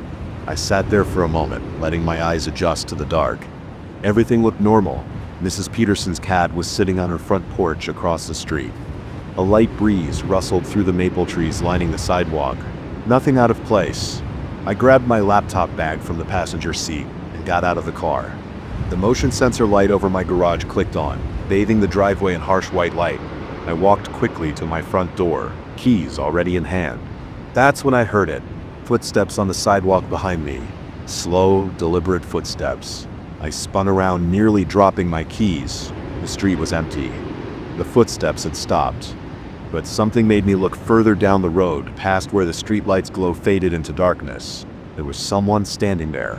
The same someone from the bus stop.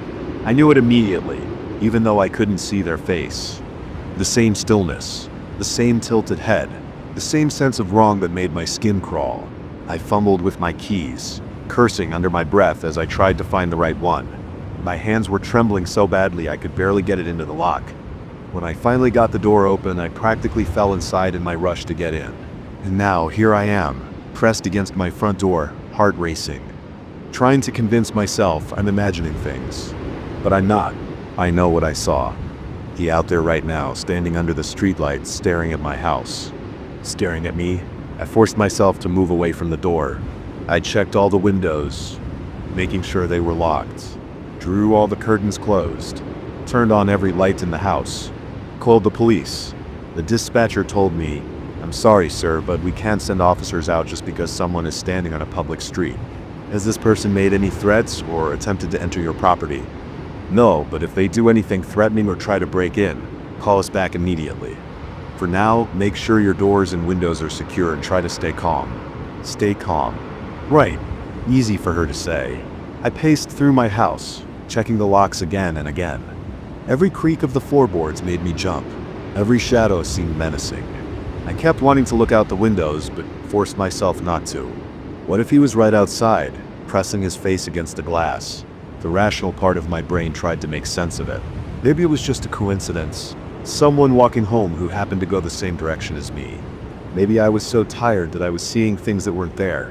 Maybe this was all just paranoia brought on by too many late nights and too much caffeine.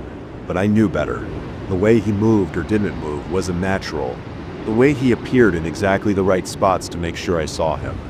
The way he seemed to be waiting for me. This wasn't random. This wasn't coincidence.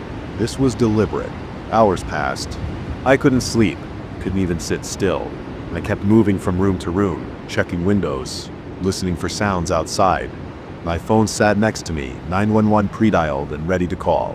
The sky slowly began to lighten as dawn approached. Finally, when the first rays of sunlight crept over the horizon, I gathered my courage and looked out the front window again. The street was empty. No sign of the man. Just early morning joggers and people leaving for work. Normal. Safe. I let out a long, shaky breath and sank down onto my couch. I called in sick to work. No way I was leaving the house today. I needed sleep. I needed time to process what had happened. Needed to convince myself it was over. But as I finally drifted off to sleep on my couch, one thought kept nagging at me. Would he be there again tonight? Would he be waiting at that same bus stop when I drove home from work tomorrow? The next few days were a blur of paranoia and exhaustion. I changed my route home from work, taking busy main streets instead of quieter back roads. I installed security cameras and motion sensor lights around my house, bought new deadbolts for all the doors, asked my neighbors to keep an eye out for suspicious activity. But I never saw him again at the bus stop. Never caught a glimpse of him in my rearview mirror or under the streetlight outside my house. He was just gone. Weeks passed, then months. Gradually, the fear faded. I started taking my old route home again, started sleeping through the night, started believing that maybe it had all been in my head, a product of stress and exhaustion and an overactive imagination. Then last night as I was getting ready for bed, I heard something that made my blood run cold. Footsteps on my front porch. Slow, deliberate, familiar. I froze, toothbrush halfway to my mouth, listening. The footsteps stopped. Then came 3 soft knocks on my front door. I didn't answer, didn't move, barely breathed. After what felt like hours but was probably only minutes, I crept to the front window and carefully pulled back the curtain just enough to peek out. The porch was empty. But there, under the streetlight where I'd first seen him all those months ago, was a piece of paper. Even from inside, I could see what was written on it in large block letters. I'm still watching. I haven't left my house since then. Called in sick to work again. Ordered delivery for food. The paper is still out there. I can see it from my window. No one has picked it up or even seemed to notice it. The police weren't any more helpful this time than they were before. No crime has been committed. No direct threats made. Nothing they can do. So I sit here writing this all down, trying to make sense of it. The sun is setting now. Soon it will be dark. And I can shake the feeling that he's out there somewhere, watching, waiting. For what? I don't know. Maybe he's just trying to drive me crazy. If so, it's working. I jump at every sound, flinch at every shadow. Haven't had a good night's sleep in days. My rational mind keeps trying to find logical explanations. Maybe it's someone I know playing an elaborate prank. Maybe it's a random stalker who picked me at random. Or maybe I'm having some kind of breakdown and imagining the whole thing. But deep down, I know none of those explanations fit. There's something else going on here. Something I don't understand. And I'm afraid I'm going to find out what it is sooner rather than later. The streetlights just came on outside. I'm sitting here in my living room, all the lights on, doors locked, security system armed. My phone is next to me, ready to call for help. But what will I tell them? That I'm being watched by someone who appears and disappears like a ghost. That I'm being stalked by a shadow. I keep telling myself I'm safe inside my house. I repeatedly remind myself that he can get in. All the doors are locked, all the windows secure, the security cameras are recording. I've done everything right. But then I remember how he followed me home that first night. How he appeared at the bus stop, then in my mirror, then outside my house. How impossible those movements were. And I wonder, are locks and cameras and security systems enough to stop someone or something that can do that? I don't know, but I'm about to find out. Because right now, as I'm writing this, I can hear those familiar footsteps coming up my driveway. They're slow, deliberate, getting closer. And this time I don't think he's going to just stand and watch. The dashboard clock reads 11:47 p.m. I've been sitting in my car for 20 minutes, engine off, watching the closed cafe across the street. Something isn't right. The closed sign hangs in the window, but I keep seeing movement inside.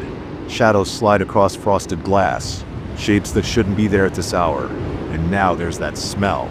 Fresh coffee, strong enough that I can catch it even through my closed car windows. I grip the steering wheel harder, my palms leaving sweaty prints on the leather. The cafe closed at 9 p.m. I know because I drove past earlier, saw the owner Rita flipping the sign and locking up. But now there are definitely shadows moving in there. And that smell, rich, dark roast coffee, keeps getting stronger. My phone shows no service. Of course, I'm in that dead zone near the industrial park, where calls always drop. The streetlight above my car flickers, pushing shadows back and forth across my windshield. I should just drive away, go home to my empty apartment, take some sleeping pills, and forget about whatever's happening in there. But I can't. The coffee smell is impossible to ignore now, and those movements behind the glass are becoming more distinct. I reach into my glove compartment and pull out the small flashlight I keep for emergencies. The metal feels cold against my palm. My heart pounds against my ribs as I open the car door. The hinges creaking in the quiet night air. The parking lot is empty except for my car. Gravel crunches under my shoes as I approach the cafe's front window.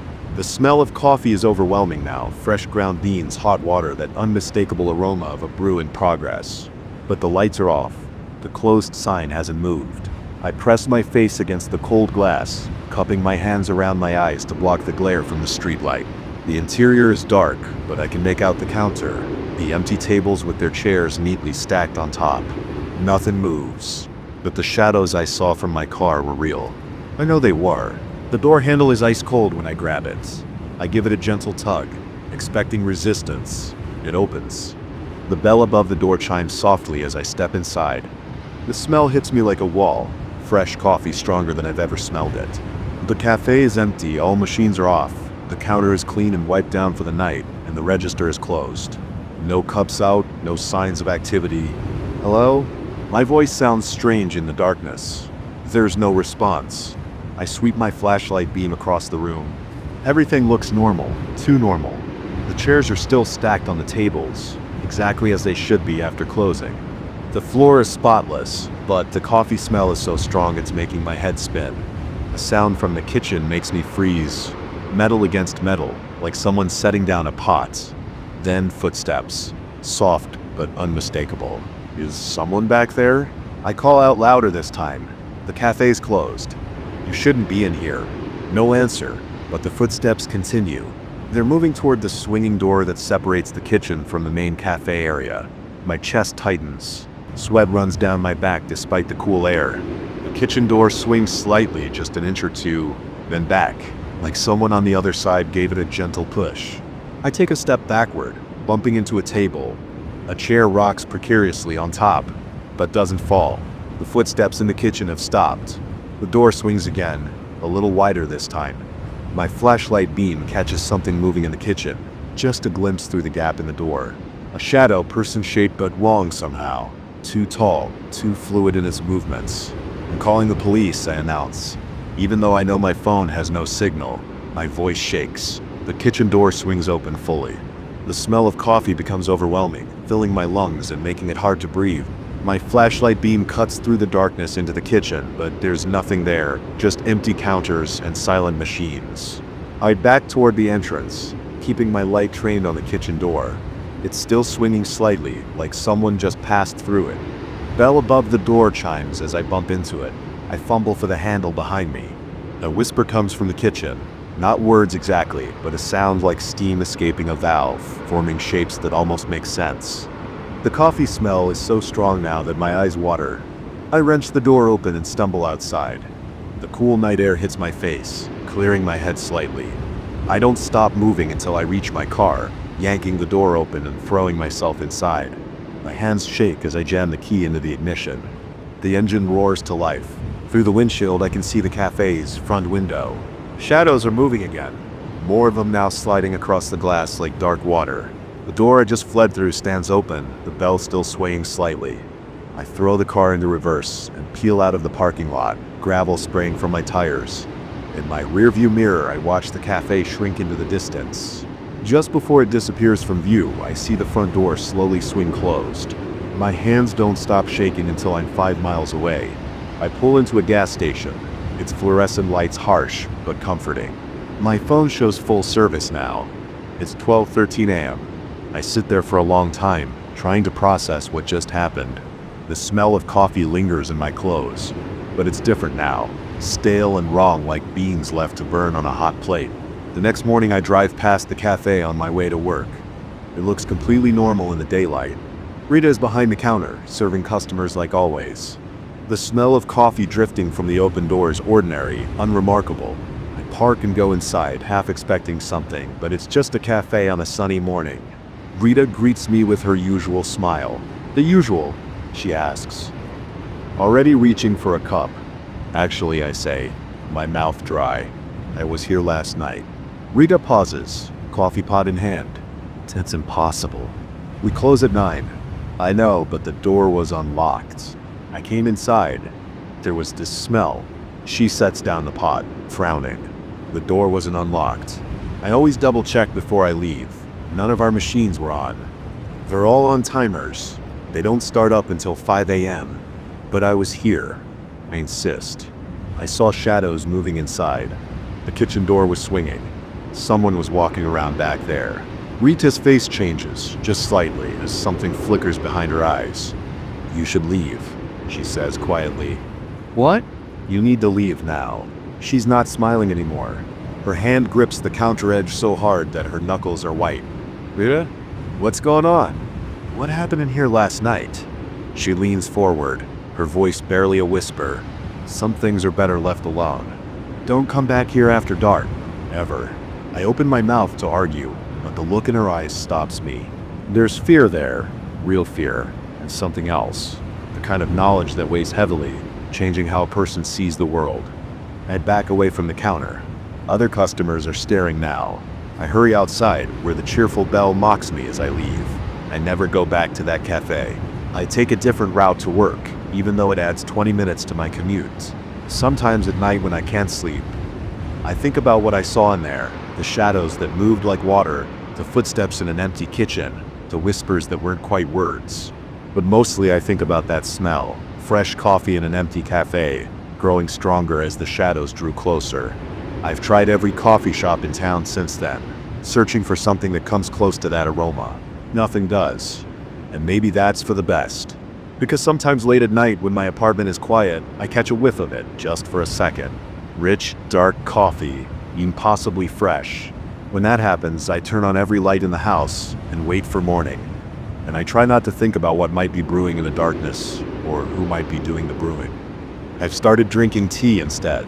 The security lights in Madison Park hadn't worked for 3 weeks. That's what I kept thinking about as I walked through the empty paths at midnight. My footsteps crunched on the gravel, too loud in the silence. I shouldn't have taken the shortcut home from Mike's place, but I was tired after our Friday poker night. And this route would save me 15 minutes. I pulled my jacket tighter against the October chill. The moon lit up patches of the path between the trees, creating alternating strips of light and complete darkness. My shoes made that familiar scraping sound against the gravel, scritch, screech, screech. Until another sound cut through the night. Creak, creak. I stopped walking. The sound continued. A slow, rhythmic creaking that I knew well from my childhood. A swing set. But who would be at the playground at this hour? The creaking came from the direction of the old playground, just past the bend in the path ahead. I stood still listening. The sound was steady and unchanging. Creak, creak. "Hello?" I called out. My voice sounded strange, too sharp in the quiet park. No answer. Just that steady creaking. I should have turned around. I should have backtracked to the lit streets and taken the long way home. But something pulled me forward. Curiosity, maybe. Or stupidity. I took out my phone and switched on the flashlight, sweeping the beam ahead of me as I walked toward the playground. The beam caught the metal swing set first. 4 empty swings hung from the rusty crossbar. Empty except for one. The third swing from the left was moving, swaying back and forth in a perfect arc. No one sat in it. No wind moved the other swings. Creak, creak. Then I heard it. A laugh, high and clear like bells tinkling. It came from somewhere behind the swing set, near the tree line. I swung my phone's light in that direction, but saw only shadows between the trees. "Who's there?" I called again. My voice cracked slightly. "The park's closed. You shouldn't be here." Another laugh, closer this time. My hand shook, making the flashlight beam dance erratically across the playground. The swing kept moving, its chains rattling softly with each arc. That's when I saw it. My light swept past something that didn't belong, a flash of pale gray against the darkness between 2 oak trees. I jerked the beam back and my blood turned to ice. It was crouched there, perfectly still, watching me. The thing looked vaguely human-shaped, but wrong in ways my brain struggled to process. Its limbs were too long, joints bent at unnatural angles. The skin was a uniform gray like wet clay with no features I could make out clearly, but I knew it was looking at me. I felt its attention like a physical weight. My legs wouldn't move. My breath came in short, sharp gasps that burned my throat. The thing's head tilted slightly like a curious dog. But there was nothing curious or dog-like about it, nothing natural at all. The creaking of the swing suddenly stopped. The silence pressed against my ears like cotton wool. I watched, paralyzed, as the thing's arms began to unfold.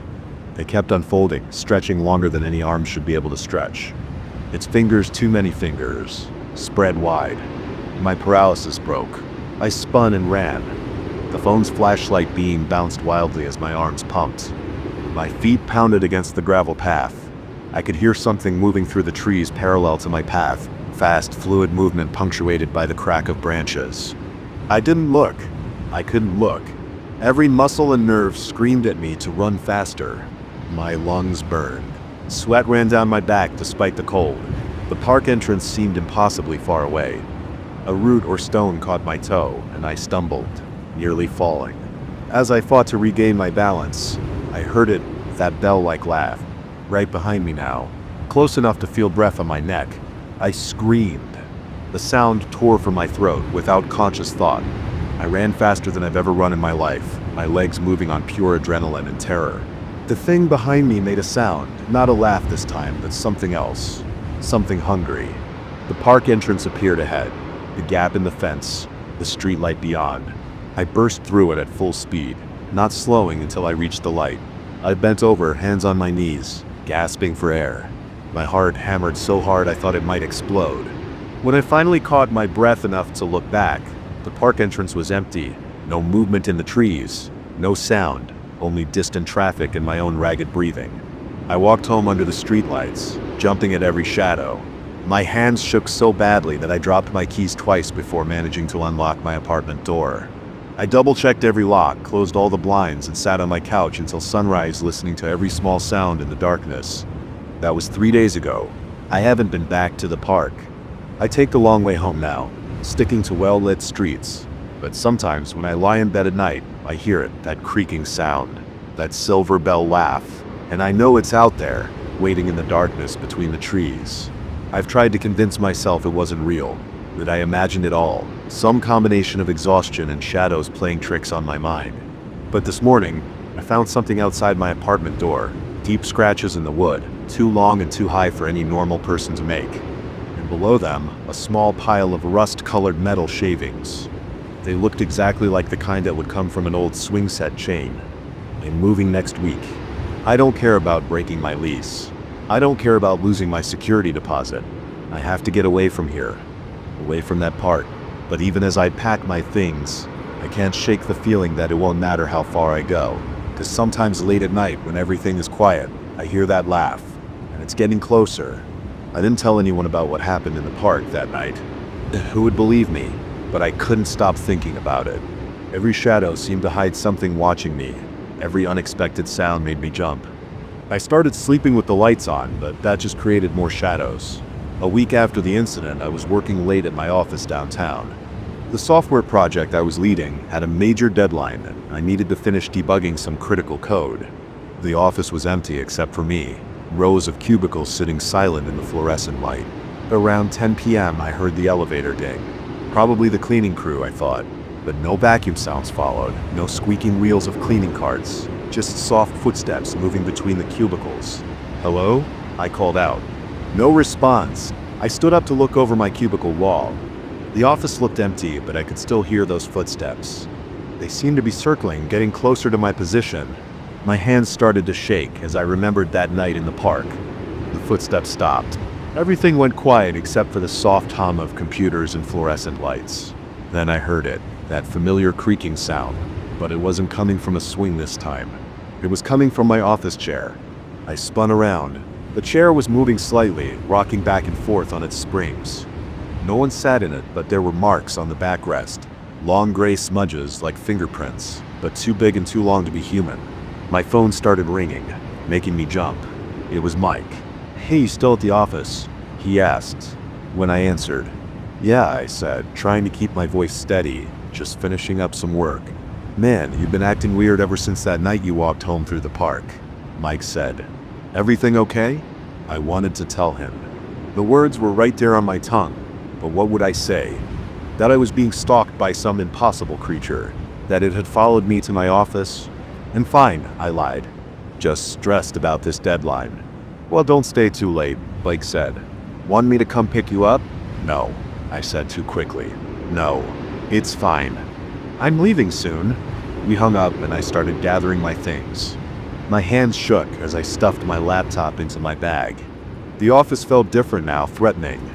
The spaces between cubicles seemed darker and deeper than before. A soft thud made me freeze. Something had fallen over in a nearby cubicle, then another thud, closer, and another. It was like something was moving through the office, knocking things over as it went, moving toward me. I grabbed my bag and ran for the elevator. The thuds followed, faster now. I jabbed the elevator button repeatedly, my heart pounding. The cubicle wall shuddered as something brushed against it. The elevator seemed to take forever. Finally, the doors opened. I jumped inside and pressed the lobby button. As the doors started to close, I saw it. The thing from the park stood at the end of the row of cubicles, its gray form distorted by the fluorescent lights.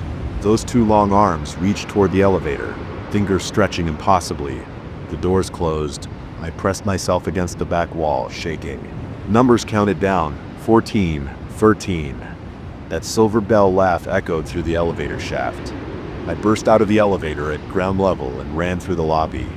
The night security guard looked up in surprise. "Sir, are you okay?" I didn't stop to answer. I ran all the way to my car, fumbling with the keys before finally getting inside. The parking garage was dark, except for a few security lights. As I started the engine, I glanced in the rearview mirror. The back seat was empty, but there were those marks again, long gray smudges on the headrest. I drove home well above the speed limit, taking random turns, running yellow lights. I had to get away. I had to figure out what to do next. This couldn't go on. When I finally reached my apartment, I sat in the car for a long time, engine idling. The parking lot was empty. No movement in the shadows between the buildings. Maybe I was safe here. Then my phone buzzed. A text from an unknown number. I opened it with trembling fingers. It wasn't a message, just a photo. A playground swing at night, chains stretched at an impossible angle. And behind it, barely visible in the darkness, was a long gray arm reaching for the camera. I threw the phone onto the passenger seat and drove away. I didn't know where I was going. I didn't care. I just had to get away from here, away from that thing. But as I drove through the dark streets, I couldn't shake the feeling that it didn't matter how far I went. Because it wasn't just following me anymore. It was playing with me. And sooner or later, the game would end. The next few days became a blur of paranoia and exhaustion. I couldn't sleep for more than an hour at a time. Every noise made me jump. Every shadow held potential horrors. I started seeing gray smudges everywhere, on walls, on windows, on my clothes. Long finger-like marks that appeared when I wasn't looking. I took a leave of absence from work, claiming medical reasons. My boss sounded concerned on the phone, but I couldn't tell her the truth. I spent my days in my apartment, blinds drawn, lights on, jumping at every creak and groan of the building. The maintenance man came to fix my bathroom sink. While he worked, he mentioned something strange. "You hear about what's happening at Madison Park?" he asked. I looked under the sink. My heart started racing. "What do you mean?" "All the playground equipment's been getting messed up. Swing sets all twisted up like someone bent it. Police think it's vandals. But I don't know. My buddy works park maintenance. Says he's finding these weird marks everywhere. Like someone with really long fingers was touching everything." I felt sick. The maintenance man continued working, unaware of my reaction. When he left, I double-checked all the locks again. Not that they would help. That thing, whatever it was, didn't seem bound by normal physical limitations. That night, I couldn't take it anymore. I had to know more about what was happening. I opened my laptop and started searching for information about Madison Park. Recent news articles mentioned the vandalism. Comment sections were full of people sharing strange experiences.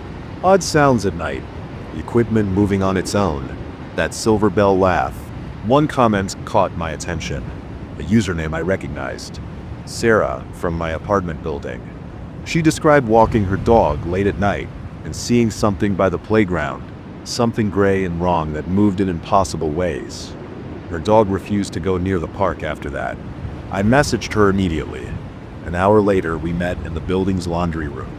Sarah looked as tired as I felt, with dark circles under her eyes. "You've seen it too, haven't you?" she asked without preamble. I nodded. In the park. And other places. It follows you, she said. Once it notices you, it doesn't let go. I see it everywhere now. In reflections. In shadows. Sometimes I think it's right behind me, but when I turn around, nothing's there. But you know it was. We talked for hours, sharing our experiences. Sarah had first seen it 2 weeks before I did, also in the park. Since then, it had appeared in her apartment, at her workplace, even in her car. Always watching, always getting closer. But why, I asked. What does it want? Sarah shook her head. I don't think it wants anything. It's like a cat playing with mice. It enjoys the chase, the fear. The longer this goes on, the more I think it's just toying with us. There has to be a way to stop it, I said, to make it leave us alone. Maybe. I've been doing research. There are stories, legends about things like this. They're called different names in different cultures, but they all share something. They're attracted to fear. The more afraid you are, the stronger they get. So what? We just stopped being afraid. Have you seen that thing? Sarah managed a weak smile. No, but maybe we can use it against it. If it feeds on fear, maybe we can make it choke. We spent the next few hours planning. It was crazy, probably suicidal, but it was better than waiting for that thing to finally finish its game. We would go back to the park, back to where it all started. At this time, we'd be ready. The next night, Sarah and I met outside Madison Park at midnight.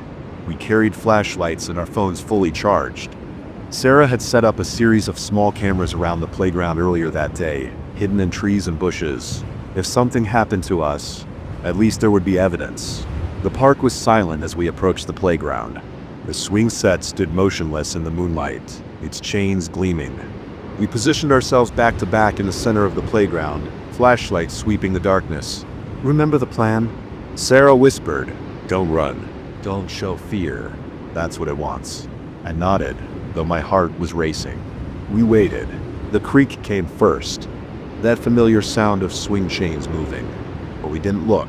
We kept our lights focused on the tree line, waiting. The laugh followed silver bells in the darkness. I felt Sarah tense against my back. "Come on," she called out, her voice steady. "We know you're there." We're not running this time. Movement in the trees. Gray limbs unfolding, stretching. The thing emerged. It's far more visible than I'd ever seen it. In the combined beams of our flashlights, I could see details I wished I couldn't. The too smooth skin, the joints that bent backward, the face that wasn't quite a face. It moved toward us, those impossible arms reaching, but we held our ground. "That's right," Sarah said. "Come closer. Show us what you really are." The thing paused. For the first time it seemed uncertain. This wasn't how its game usually went. More movement in the trees, more gray forms emerging. Not one creature, but many. They surrounded us. They're not quite faces watching, they're two long fingers flexing. My legs shook with the effort of not running. Every instinct screamed at me to flee. But Sarah's presence at my back kept me steady. "You're not as scary up close," I said, amazed that my voice didn't shake. Just wrong, unnatural. But we're not afraid anymore. The creatures moved closer, their forms rippling in our flashlight beams. The air grew thick and heavy with their presence. That silver bell laugh came again, but it sounded different now. Frustrated, almost angry. Sarah reached back and squeezed my hand. Together, she whispered. We raised our lights higher, illuminating every detail of the creatures. They recoiled slightly, unused to being seen so clearly. "We see you," we said together. "We're not afraid." The creatures stopped moving. Their forms seemed less solid now. That's what got to me first. The beam of light shouldn't have been there at all. I had special permission to fish there only because I knew the property manager. No one else should have been anywhere near that water at 11:30 p.m. I first noticed it when I looked up from my line to stretch my neck. The light flickered between the trees on the far bank, about 400 yards across the water. It moved like someone was walking with a flashlight swinging back and forth across the ground. I figured it had to be the property manager doing his rounds. But Doug usually called me on my cell if he was coming by. I pulled my phone from my jacket pocket. No service. That wasn't unusual out here. The dam sat in a dead zone between towers. I set my rod down in its holder and stood up, my knees cracking after 2 hours in the folding chair. "Hey," I shouted across the water. "Doug, that you?" My voice echoed off the concrete dam face behind me. No response. The light kept moving, sweeping in wider arcs now.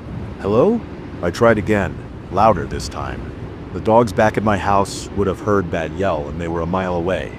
But the light just kept its steady swing like whoever held it hadn't heard a thing. Something felt wrong. I'd been fishing this spot for 3 years, usually twice a week during summer. I knew every regular who had permission to be here. The property owners were strict about access, too many liability issues with the dam. Anyone who belonged here would have answered. I grabbed my phone again and tried to record video of the light, but the screen just showed black. Too far away, too dark. I snapped a few photos anyway, but they came out as murky shadows. The air felt colder suddenly. I zipped my jacket up and sat back down, but I couldn't focus on fishing anymore. Every few minutes, I looked up to check the light. It stayed in roughly the same area, moving in patterns that made no sense. Sometimes it would stop for several minutes, then start sweeping again. At midnight, I decided to pack it in. The baits weren't biting anyway. I reeled in my line and started breaking down my rod. The light was still there, still moving. As I packed my tackle box, I kept glancing up. The pattern looked different now, more urgent somehow, like the person holding it was searching for something specific. I loaded everything into my backpack and clicked on my own flashlight. The beam caught the surface of the black water, making it gleam like oil. I took one last look across the dam. The light on the other side had stopped moving. As I turned to head up the path to my truck, something made me freeze. A cold feeling spread across my shoulders and down my spine. Slowly, I turned back toward the water. The light was on my side of the dam now, about 50 yards down the bank, right where I'd been sitting half an hour ago. I stood absolutely still. The light wasn't moving anymore, just a steady beam pointing out over the water. My hands felt numb on my flashlight. That was impossible. No one could have crossed the dam that fast. The only way across was the service road on top, and that was a 2-mile walk around. I'd have seen headlights if someone drove it. Who's there? My voice came out steady, but my heart was hammering against my ribs. There was no answer. I swept my flashlight along the bank. The beam showed empty shoreline, just rocks and patchy grass leading down to the water. But the other light was definitely there, holding steady, pointed away from me. My truck was parked a quarter-mile up the access road. I had two choices: walk toward the mysterious light to get to the road, or go the long way through the woods. The woods path was overgrown, full of poison ivy and holes that could break an ankle. I took a step toward the road. The other light snapped off. The darkness felt like a physical thing pressing against my eyes. I could barely see the outline of the trees against the sky. My flashlight beam looked weak suddenly, barely reaching the ground at my feet. I took another step. Somewhere ahead I heard gravel crunch. My flashlight picked up movement, just a flicker of something pale moving between trees. I jerked the beam back, but whatever it was had vanished. More crunching gravel, closer now. The sound of breathing, not my own ragged breaths, but something else. Something wrong about it. Like someone trying to breathe through a throat full of water. I ran. I don't remember deciding to run, but suddenly I was crashing through the underbrush, branches whipping my face. My flashlight beam bounced wildly as I ran. Behind me, I heard footsteps matching my pace. A root caught my foot, and I went down hard. The flashlight flew from my hand and died. I scrambled up, not feeling the pain in my knees, running blind now. Branches tore at my clothes. Something hot ran down my face. Blood or sweat, I couldn't tell. I broke through the trees onto the access road. My truck sat 30 yards ahead, a dark shape against the sky. The footsteps behind me had stopped, but I could still hear that wet breathing somewhere in the darkness. My hands shook so badly I dropped my keys twice before getting the door unlocked. I threw myself into the driver's seat and slammed the door shut, hitting the lock button repeatedly until I heard all 4 clicks. The engine roared to life. I threw the truck into reverse, tires spraying gravel. In my headlights, the access road was empty, just trees and shadows. I spun the truck around and gunned it down the dirt road. The speedometer hit 40 before I reached pavement, my tires drifting on the curves. I didn't slow down until I saw the lights of houses. When I got home, I sat in my driveway with the engine running for 10 minutes, staring at my dark house. Finally, I went inside and turned on every light. I took a shower, watching the water run red from the cuts on my face and arms. I changed clothes, poured a drink with shaking hands. My phone rang at 2 a.m. Doug's number. "Hey, just checking on you," he said when I answered. Motion sensors at the dam went crazy about an hour ago. "Someone running around down there. You see anything weird while you were fishing?" I started to tell him about the lights, about running through the woods, but something stopped me. "No," I said, left around 11. Everything was quiet. He paused. "Well, someone was there. Got it all on the security cameras." "Want to see something really strange?" The footage shows someone running through the trees. But here's the weird part. They're running away from something, but there's nothing else on any of the cameras. Just one person running, scared as hell from thin air. My mouth went dry. "Send me the video?" "Can't," Doug said. "System glitched or something. Whole night's worth of footage corrupted this morning. Just static now." I hung up soon after. Sat in my bright living room until sunrise, jumping at every sound. I called in sick to work, spent the day trying to convince myself I had imagined it all. But my fishing gear is still out there somewhere, dropped in the woods when I ran. I should go back and get it. It's expensive stuff, and I know exactly where I dropped it. I won't though. I've driven past the dam access road twice since that night. Both times in broad daylight, I saw a flicker of movement in the trees. Something pale, moving wrong. And in my rearview mirror, just for a second, a light where no light should be. I sold my fishing gear yesterday. Got new stuff delivered. No way I'm going back for the old. I fish different spots now, never alone and always in daylight. Sometimes I dream about that wet breathing sound in the dark. I wake up with my sheets soaked in sweat, hearing gravel crunch beside my bed. Doug called last week, asked if I wanted to renew my night fishing permit for next season. I told him no thanks.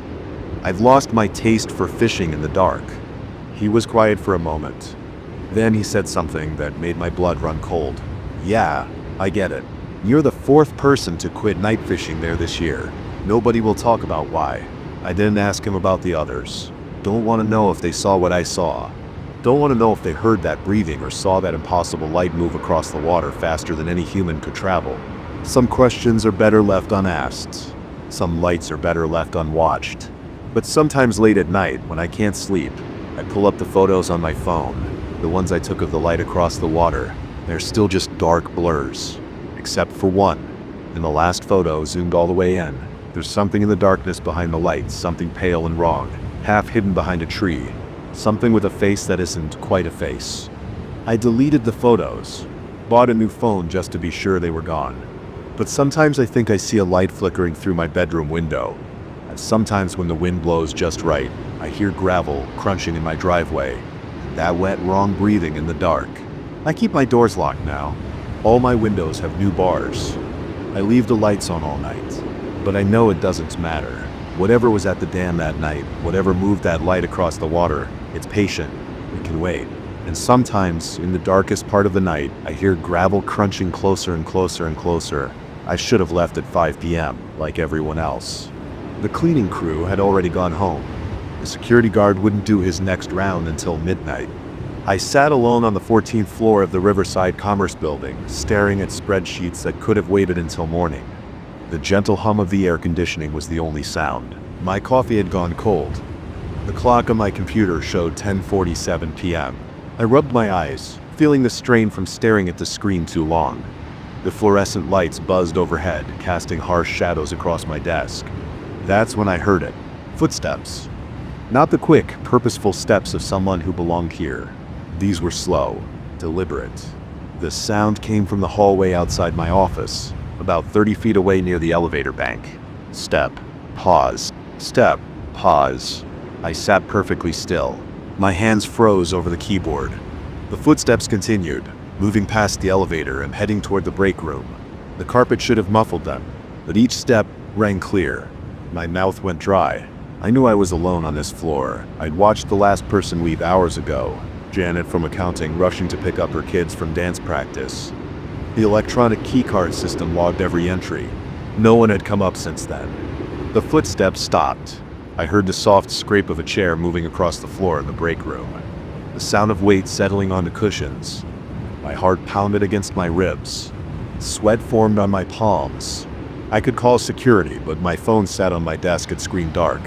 To reach it, I'd have to move, make noise. The break room was just around the corner, maybe 40 feet from my office. During the day, it was filled with people grabbing coffee, microwaving lunches, and complaining about meetings. Now it sat in darkness.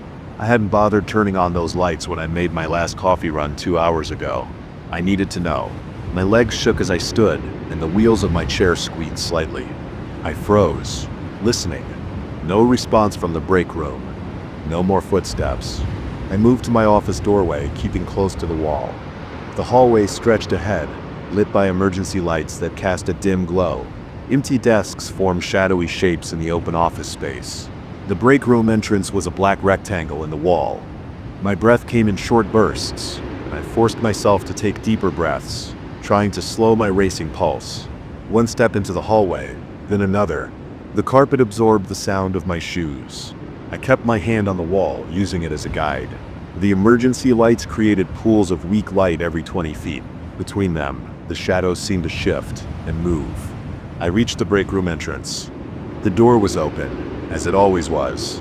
Inside, shapes emerged from the darkness. The outline of the refrigerator, the counter with its coffee makers, the round tables with their chairs. One chair at the table nearest the door sat at an angle, pulled slightly away from its usual position. The cushion was compressed as if someone had just risen from it. But the room was empty. I fumbled for the light switch, my fingers trembling. Fluorescent bulbs flickered to life, humming. The break room looked exactly as it had earlier. Dirty coffee cups in the sink, old newspapers on the tables, crumbs on the counter, except for that chair. I approached it slowly. The cushion was still warm. My skin crawled. I spun around, scanning the room. The storage closet door was closed. The space under the sink was empty, nowhere to hide. I backed out of the break room, keeping my eyes on that chair. In the hallway, I heard it again. Footsteps. Behind me now, toward my office. I turned. The hallway was empty. The footsteps continued, unhurried. They passed my office, moving toward the other end of the floor. I followed, staying 15 feet behind the sound. My legs moved automatically. Fear had transformed into a strange, detached curiosity. The footsteps led me past rows of cubicles, past the copy room, past the conference rooms with their dark windows. They stopped at the far emergency exit. The door hadn't moved. The alarm seal was intact, but a chair from a nearby desk had been pulled out, angled toward the exit. I touched the chair's cushion. Warm. The air felt heavy, pressing against my skin. The floor seemed to tilt under my feet. I steadied myself against the wall. Its surface cool and solid. My watch showed 11:03 p.m. The security guard would do his rounds in less than an hour. I could wait, but the thought of staying here alone with those footsteps made my stomach clench. I walked quickly back to my office, no longer trying to stay quiet. My footsteps seemed too loud in the silence. At my desk, I grabbed my phone, keys, and laptop bag. I didn't bother shutting down the computer properly. The elevator took forever to arrive. Each second stretched as I watched the floor numbers slowly climb. I kept looking over my shoulder at the dark hallway behind me. When the doors finally opened, I practically dove inside. My finger jabbed the lobby button repeatedly. As the door started to close, I heard it one last time. Footsteps coming from the break room moving toward the elevator. The doors sealed shut, and the elevator descended. I leaned against the wall, my shirt damp with sweat. In the lobby, I nodded to the night security guard, who looked up briefly from his crossword puzzle. I wanted to tell him about the footsteps, the chairs, the warm cushions, but the words stuck in my throat. He would think I was crazy, or he would have to investigate climbing those 14 floors alone. Outside, the night air hit my face. Traffic sounds filled my ears, cars honking, distant sirens, and the rumble of the subway beneath the street. Normal sounds. Real sounds. I walked to the parking garage, my pace quick but not quite running. My car sat alone on the third level. The engine started on the first try. As I drove home, my hands slowly stopped shaking and my breathing returned to normal. I told myself I had imagined it all. Stress and caffeine and too many hours staring at spreadsheets. But I knew what I had heard, what I had seen, what I had felt in those warm cushions. The next morning I arrived at work at 9 a.m., deliberately late to avoid being the first one there. The office buzzed with normal activity. People typed at their computers, talked on phones, and hurried to meetings. I walked to the break room. The chair sat perfectly aligned with its table, just like all the others. In the far corner of the floor, the chair near the emergency exit had been pushed back into place. Janet from accounting passed by, carrying her coffee mug. "You look tired," she said. "Were you here late again?" "Yeah," I replied. "But I'm done with that.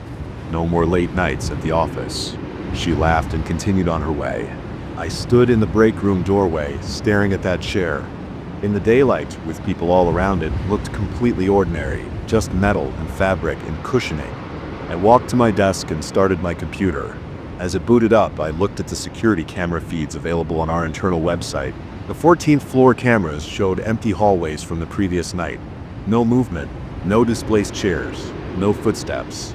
But I know what I heard, what I saw, what I felt. I submitted my request for a transfer to our downtown office that afternoon. My boss approved it the next day. The official reason was a shorter commute. I still work late sometimes, but never alone. Never in an empty building, and I never sit in the break room. Sometimes on quiet nights, when I'm the last one preparing to leave, I think I hear footsteps in distant hallways. But I don't investigate anymore. I grab my things and go home, leaving the sound of those steps behind me. The chairs in my new office don't have cushions. I made sure of that when I ordered them. Metal and plastic only, cold materials that don't hold warmth. But sometimes, walking past empty conference rooms late in the day, I glance through the glass just to make sure all the chairs are where they should be, just to be certain they always are. So far, but I keep checking because I know what's possible now. I know that empty offices aren't always empty, that silence isn't always silent, and that footsteps don't always need feet. And sometimes late at night when I'm home in bed, I wonder about that 14th floor. I wonder if someone else is working late, hearing those same slow steps in the hallway, finding those same chairs pulled away from their tables, cushions still warm. I wonder if they investigate, following the sound like I did, or if they're smarter, grabbing their things and running at the first echo of footsteps on carpet. I could warn them, I suppose. Send an anonymous email to everyone in the building. But who would believe it? Who would take seriously a story about footsteps and warm chairs? So I stay quiet. I work my normal hours in my new office with its cold, cushionless chairs. I take the elevator with other people. I leave when the sun is still up, but I never forget. And I never stop listening for footsteps. The sound follows me into my dreams sometimes. That slow, deliberate pace. Step, pause. Step, pause. Moving down endless hallways past empty offices, through dark doorways. I wake from these dreams in a cold sweat, my heart racing. I lie in bed, listening to the normal sounds of my apartment. The hum of the refrigerator, the tick of the heating system, and the distant traffic. But under these familiar noises, in the spaces between sounds, I strain my ears, listening for footsteps, wondering if they followed me home. They haven't. Not yet. But every night before I go to bed, I check all the chairs in my apartment. I make sure they're pushed in, aligned properly, exactly where they should be. And every morning they're in the same position, untouched and unmoved. So far, the fluorescent lights flickered 3 times and went dark. I checked my phone at 11:47 p.m. The subway platform at Morgan Avenue was empty except for me, and the silence pressed against my ears. That's when I saw it. An old subway train sitting motionless on the abandoned track, the one they hadn't used in 15 years. I'd been waiting 20 minutes for the L train back to Manhattan when my attention drifted to that unused platform across the tracks. The train shouldn't have been there. The power lines above that section had been removed years ago. But there it was, a collection of grimy rust streaked cars that looked like they belonged in a museum. My heart jumped when I noticed movement in one of the windows. A face pressed against the glass, pale and watching. I blinked hard, but it was still there. Then I saw another face in the next window, and another. The train was filled with faces, all staring directly at me. I pulled out my phone to take a picture, but my hands were shaking so badly I could barely hold it steady. The screen showed only darkness through the viewfinder. I lowered the phone and looked again with my own eyes. The faces were still there, dozens of them. Their features indistinct in the dim lights, but unmistakably focused on me. My throat went dry. I walked closer to the edge of my platform, straining to see better. The train sat in complete darkness, no lights visible inside or out. but those faces glowed faintly like old photographs coming to life. A bead of sweat rolled down my back. The temperature had dropped at least 10 degrees in the last few minutes. My breath came out in visible puffs now, even though it was August in Brooklyn. I pulled out my phone again, this time turning on the flashlight. The beam cut through the darkness and illuminated the interior of the nearest car. Empty seats. No people. No faces. Just decades of dust and grime coating the windows. I switched off the light, and the faces reappeared instantly. An older woman in what looked like clothes from the 1940s, a man in a business suit with a fedora, a teenager with long hair and bell-bottoms. They stared without blinking or moving. My legs felt weak. I backed away from the edge, nearly tripping over my own feet. The faces followed my movement, their heads turning in unison to keep their eyes on me. The air grew colder. My teeth started chattering. The fluorescent lights above me flickered again, throwing strange shadows across the platform. In those brief moments of darkness, I heard something that made my skin crawl, the soft squeal of rusted wheels beginning to turn. I looked down at the abandoned track. Small pebbles and pieces of trash vibrated, dancing across the concrete. A low rumble built up from somewhere deep below. The old train shuddered. My back hit the wall. I wanted to run up the stairs to the street, but my legs wouldn't move. The faces pressed closer to their windows now, hands appearing beside them, palms flat against the glass. Their mouths opened in silent words. I couldn't hear. The rumbling grew louder. The train's wheels squealed against the rails. It began to inch forward, despite the lack of power lines above. The faces stayed fixed on me as it moved, their bodies turning to maintain eye contact. Finally, my paralysis broke. I ran for the stairs, taking them two at a time. Behind me, the sound of the moving train echoed off the tunnel walls. I burst out onto the street, gasping for air, my heart pounding so hard I thought it might explode. I didn't go back down to that platform. I walked the 2 miles home instead, staying under the bright streetlights the whole way. But I couldn't shake the feeling that those faces were still watching me, still following my every move. The next day I called the MTA to ask about the abandoned track at Morgan Avenue. The woman who answered sounded bored until I mentioned the old train. Her voice changed, becoming tense. "Sir, that track has been decommissioned since 1989. There's no train there. There can't be." "But I saw it," I insisted. It was like something from an old photograph. And the faces. She cut me off. "I'm gonna transfer you to my supervisor." I waited on hold for 10 minutes before hanging up. Later that day, I searched online for information about the Morgan Avenue station. I found old photos from the 80s showing the now abandoned track in use. One picture caught my attention, a crowd of passengers waiting on that platform. I zoomed in on their faces. My coffee mug slipped from my hand and shattered on the floor. I recognized those faces. They were the same ones I'd seen in the train windows the night before. That was 3 weeks ago. I've taken different routes to work since then, avoiding the L train completely. But last night I was working late and wasn't thinking. I got on the subway at Union Square without realizing my mistake until it was too late. As we approached Morgan Avenue, the lights in my car flickered. Through the windows I could see that old train waiting on the abandoned track. The faces were there, but they weren't looking across the platform anymore. They were all turned toward my train as we passed. I got off at the next stop and haven't been back on the subway since. Sometimes at night, I hear the distant sound of wheels on rails, even though I live nowhere near the tracks.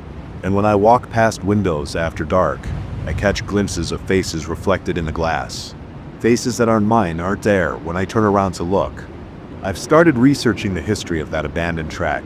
Old newspaper articles mentioned a train that disappeared one night in 1989, right before they shut down that section of the line. The official report blamed mechanical failure and track deterioration, but they never found the train. The last reported sighting was at 11:47 p.m. I don't know what I saw that night at Morgan Avenue. I don't want to know. But sometimes when I'm lying in bed trying to sleep, I think about those faces pressed against the glass. I wonder if they're still there, waiting in the darkness. I wonder if they're looking for someone new to watch. And I wonder what happens if you stare back for too long. Yesterday, I ran into an old man at my local coffee shop. He overheard me talking about the Morgan Avenue station and grabbed my arm. His hands were shaking. "I worked maintenance for the MTA back in '89, he said. "The night that train disappeared, I was there. We all saw it, but they told us to keep quiet. Said it would cause a panic. What happened? I asked. He looked around nervously before continuing. That train wasn't empty when it vanished.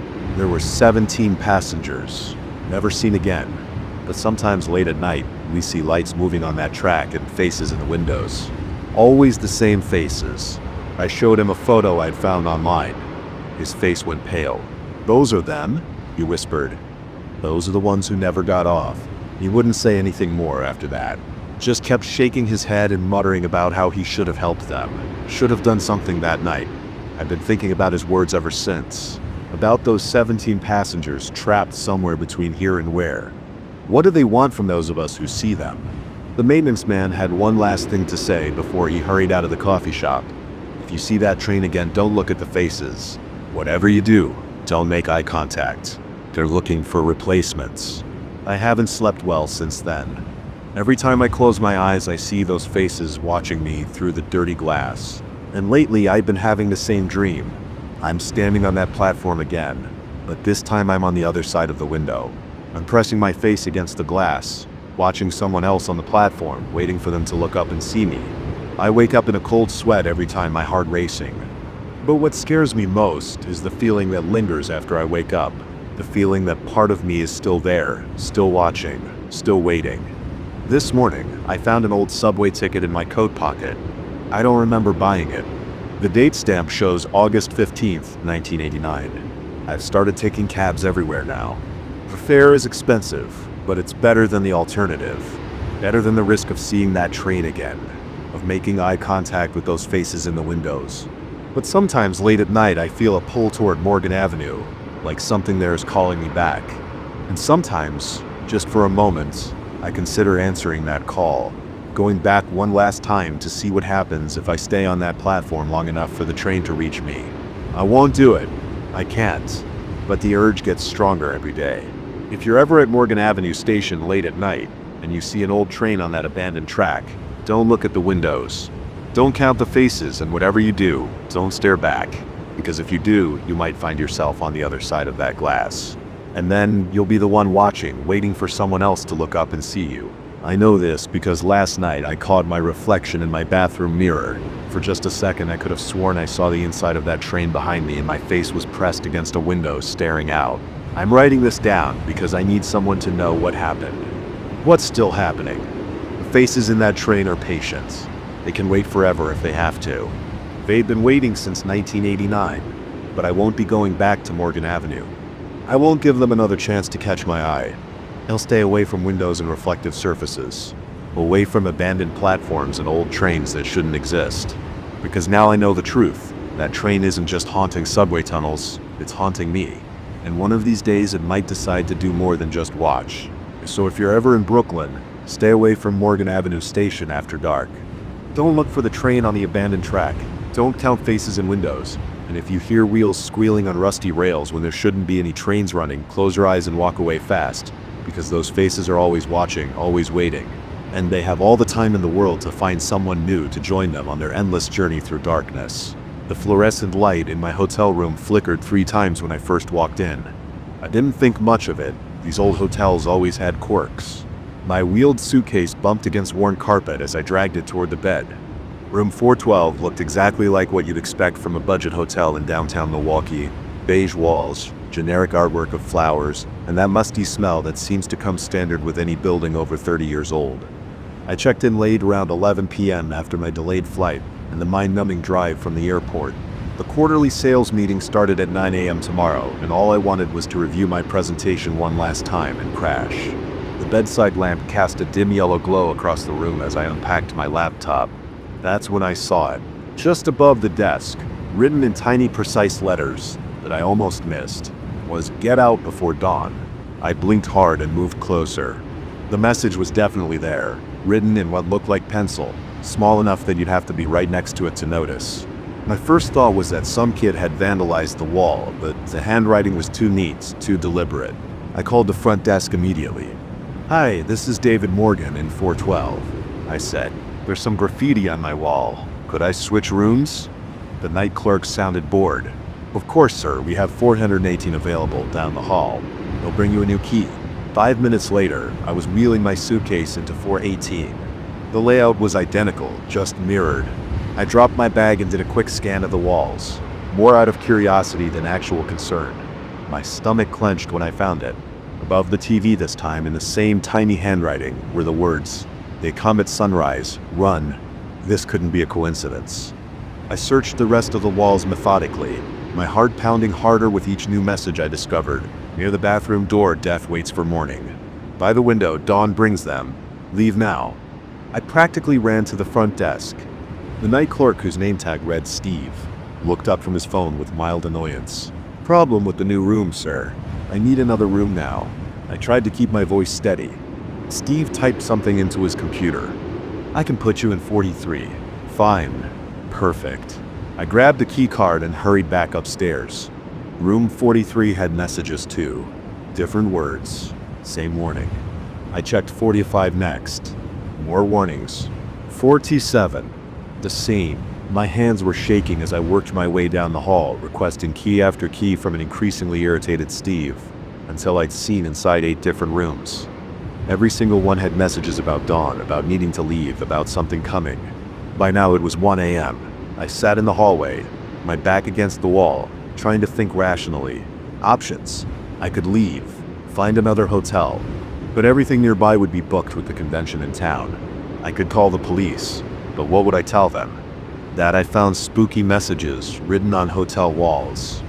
They'd laugh me off. I pulled out my phone and started searching. The Bradford Hotel had been here since 1975. No reports of anything suspicious. No mysterious disappearances. No strange deaths.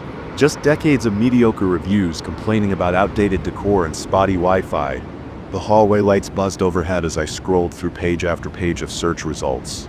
My eyes were burning from exhaustion, but there was no way I could sleep. Not with those messages staring down at me. T47 a.m. I'd moved back into my original room, 412. If every room had warnings, I might as well stay in the one I'd started in. I sat at the desk, keeping myself awake by organizing my sales presentations, trying not to look at the wall above me.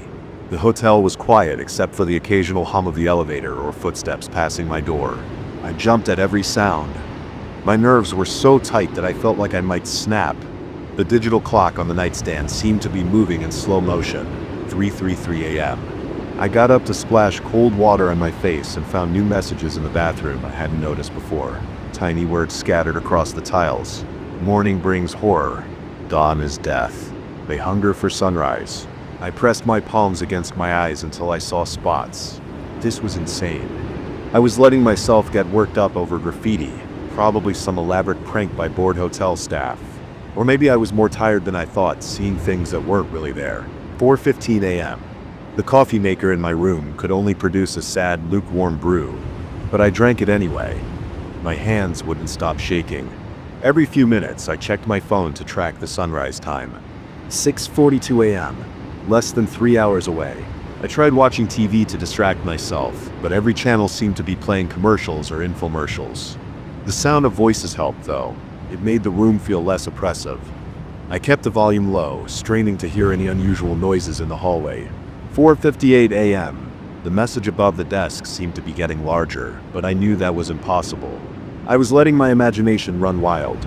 I paced the room, checking my phone and watching the minutes tick by with excruciating slowness. 5:23 a.m. The sound in the hallway made me freeze. Footsteps, but strange ones, dragging and uneven. They passed by my door slowly, accompanied by a soft scraping noise. I pressed my eye to the peephole, but saw nothing in the dimly lit corridor. 5:46 a.m. The TV signal started breaking up. Static cut through every channel. The lights flickered again, longer this time. I checked my phone. Still had service, but the screen seemed dimmer than usual. The air in the room felt heavier, pressing down on my skin. 6:03 a.m. More footsteps in the hallway, multiple sets this time. I heard voices too, but they were too muffled to make out words. They didn't sound like normal voices though, the pitch was wrong, the rhythm off somehow. I wedged a chair under my door handle. 6:17 a.m. The scratching started.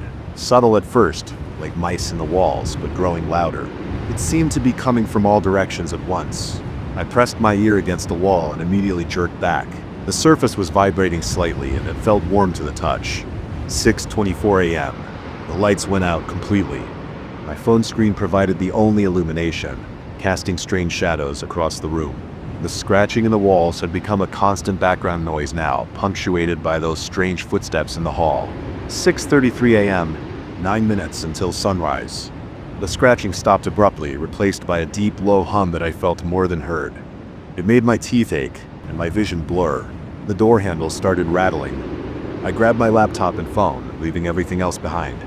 The peephole showed an empty hallway, but the humming was definitely louder out there. I took a deep breath and opened the door. The emergency exit was 30 feet away. I ran for it, my footsteps muffled by the carpet. The humming grew louder with each step, and the air felt thick, like moving through water. The exit sign flickered erratically. I hit the push bar hard and practically fell into the stairwell. The door clanged shut behind me, the sound echoing up and down the concrete shaft. The hum was different here, higher pitched, almost musical. I took the stairs 2 at a time, nearly twisting my ankle twice. 4 floors down, I burst out into the pre-dawn gray of the parking lot. The sky was beginning to lighten in the east. I ran to my rental car, fumbling with the key fob until the doors unlocked.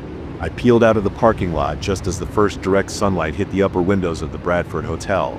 In my rearview mirror, I saw all the windows on the east side of the building go black simultaneously, as if someone had painted them over in an instant.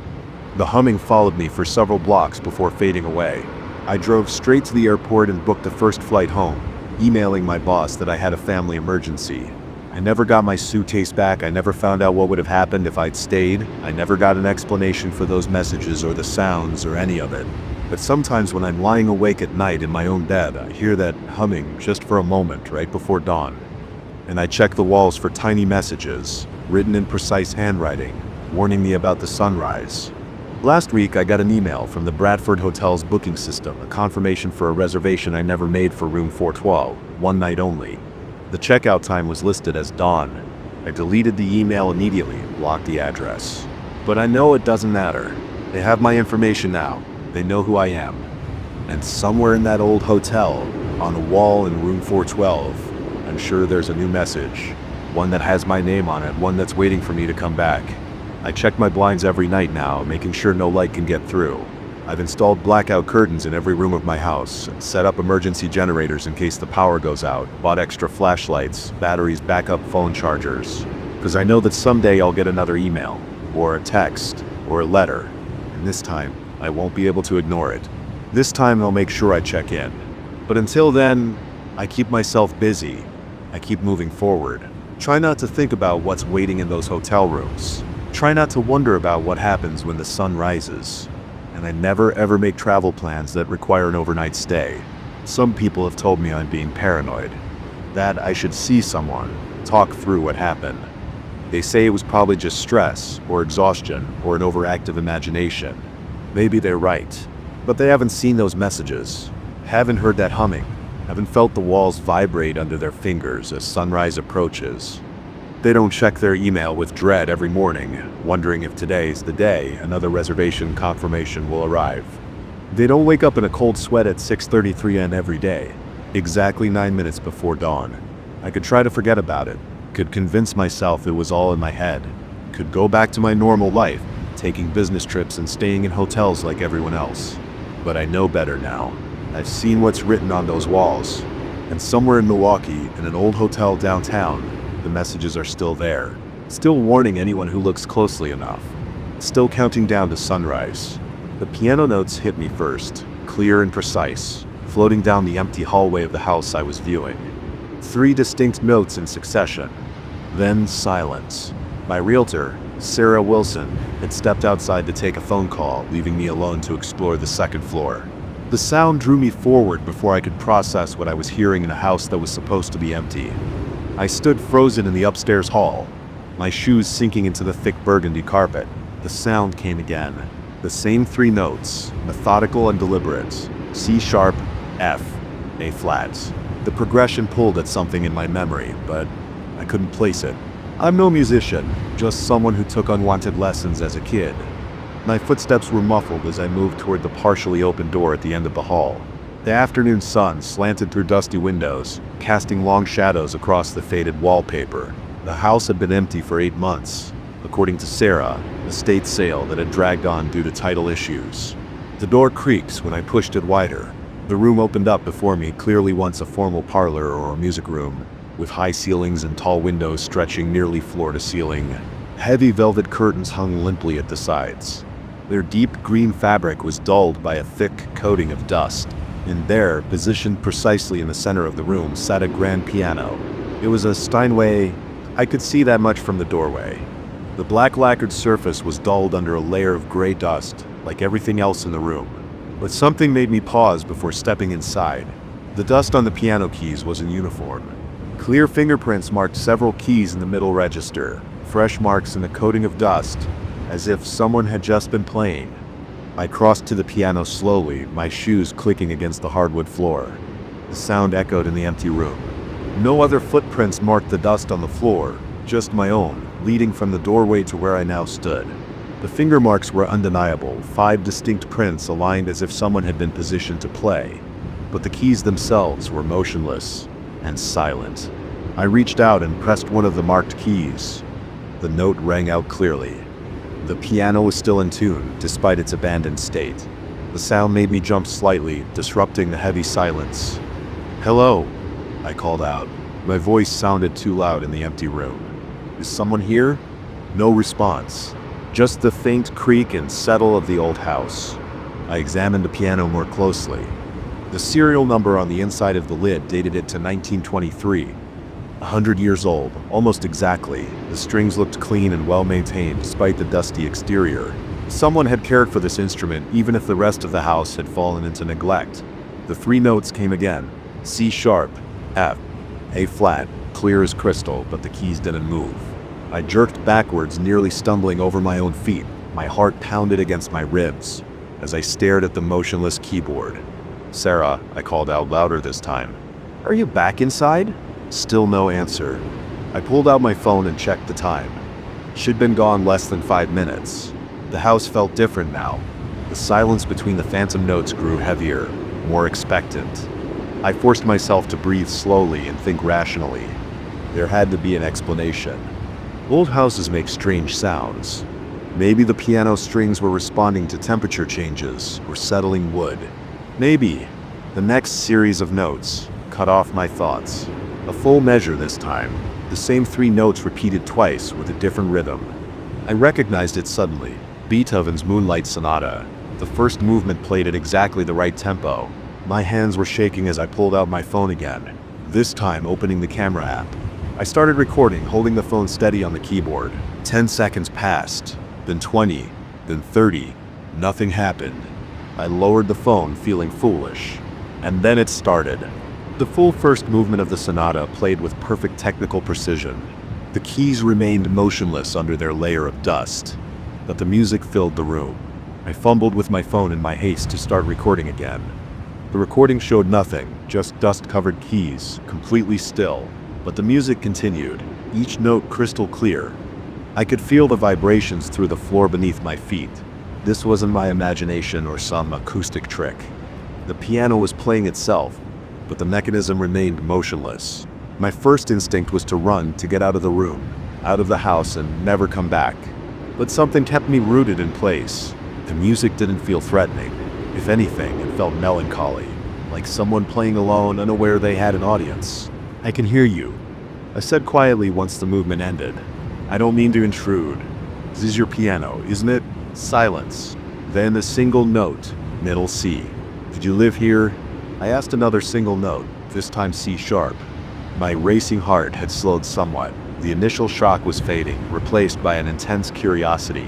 I had never believed in ghosts or supernatural phenomena. I was a software engineer for God's sake, dealing in logic and provable facts. But I couldn't deny what was happening in front of me. "Can we communicate?" 1 note for yes, 2 for no. A single clear note rang out. "Were you a musician?" 1 note. "Did you teach here?" 2 notes in quick succession. "Did you perform professionally?" 1 note, then a short cascade of notes up the scale, almost like laughter. I found myself smiling despite the strangeness of the situation. "Were you famous?" 2 notes. Then another playful run of notes. "What's your name?" I asked, then immediately felt foolish. "Sorry, that's not a yes-no question. Was it a common name?" "1 note. John." "2 notes. James." "2 notes. William." 1 emphatic note. Then the beginning of the Moonlight Sonata again. Just the first few measures this time. "William," I repeated. "You played this piece often?" 1 note. Then the music continued. The dust on the keys remained undisturbed, but I could feel the emotion in the playing. Years of practice and dedication in every note. I heard footsteps in the hallway and turned to see Sarah returning. Her heels clicked on the hardwood floor. The music stopped abruptly. "Sorry about that," she said, tucking her phone into her jacket pocket. "My daughter's school called." "Everything okay up here?" I glanced back at the piano. The dust lay undisturbed except for the clear fingerprints. "Yes," I said slowly, just looking around. "This is a beautiful piano." "Oh, that old thing." Sarah wrinkled her nose. "It's not included in the sale. The family wants to donate it to a music school or something. Apparently it belonged to some concert pianist back in the day.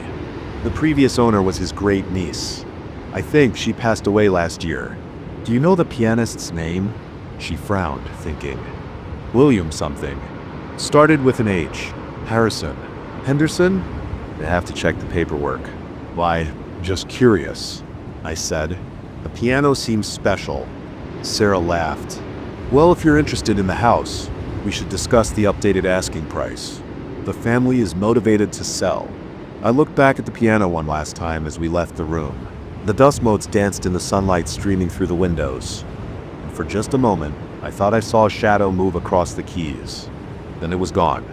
"Actually," I said, "I'd like to make an offer." Sarah brightened immediately and started discussing numbers. But I was only half listening. My mind was on the piano and the music, and the possibility that some things in this world didn't need logical explanations.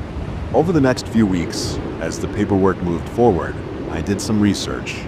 William Henderson had been a concert pianist in the 1940s and 1950s, known for his interpretations of Beethoven. He lived in this house until his death in 1962, and the piano had remained here ever since, passed down through his family. The day I moved in, I heard the music again. The Moonlight Sonata played perfectly on dusty, motionless keys. I sat in the music room that evening, listening as William played through his repertoire. Each piece was flawless, filled with the kind of emotion that only comes from decades of dedication to an instrument. I never mentioned the piano to anyone else. Some things I decided were meant to be private. I had the piano tuned regularly, though the tuner always commented on how well it had maintained its pitch despite its age. I kept it dusted and polished, except for those 5 fingerprints on the keys. Those I left untouched. Sometimes late at night, I sit in the music room and listen. William plays for hours, working through Beethoven, Chopin, Liszt. The keys never move, but the music fills the house with life. Occasionally I ask questions and he answers with single notes or playful runs up and down the scale. I've learned to recognize his moods in the music he chooses. Beethoven when he's feeling contemplative, Chopin for melancholy evenings, Liszt when he's in a showman's mood. He seems happy to have an audience again, and I've grown to appreciate classical music in a way I never did before. The house doesn't feel empty anymore. It's filled with music and history, and the presence of someone who loved both deeply. I've never seen William. No ghostly figure at the piano, no mysterious shadows in the night, just the music, pure and perfect, played on motionless keys. I still don't believe in ghosts. Not really. But I believe in the music and in the connection between a pianist and his instrument that transcends ordinary explanations. Some mysteries I've learned are better left unsolved. Some questions don't need answers. Sometimes it's enough just to listen and appreciate the gift of unexpected magic in an ordinary world. The piano sits in the center of the music room, its black surface gleaming in the sunlight. Those 5 fingerprints remain in the dust on the keys, a constant reminder that music never truly dies, and that some performances are meant to continue forever. I've started taking piano lessons again. William seems to approve. He plays simpler pieces when I practice matching my halting tempo. Sometimes when I struggle with a particular passage, he'll play it for me over and over, until I get it right. The keys never move, but the music teaches me anyway. This house wasn't what I expected when I started looking for a new place to live, but now I can't imagine being anywhere else. Every day brings new music, new conversations, single notes and scales, new appreciation for the art that William dedicated his life to. The real estate listing didn't mention any of this. Of course, this historic home with original features needs some updating. Nothing about the piano or the music or the resident musician who never really left. Some things can be captured in property descriptions or sale prices, so I live here in this house filled with invisible music. I work from home now, writing code while Beethoven's sonatas play on untouched keys. The neighbors probably think I'm obsessed with classical music, always playing recordings at all hours. Let them think what they want. Some secrets are worth keeping. William still plays the Moonlight Sonata most often, especially in the evenings when the sun sets and the room fills with shadows. Those three notes, sh sharp, F, A flat ring out clear and true, the beginning of a piece that never grows old. The dust settles. The keys remain still, but the music plays on. And sometimes in the quiet moments between pieces, I swear I can hear someone humming along softly, remembering performances from long ago when the piano was new and the music was everything.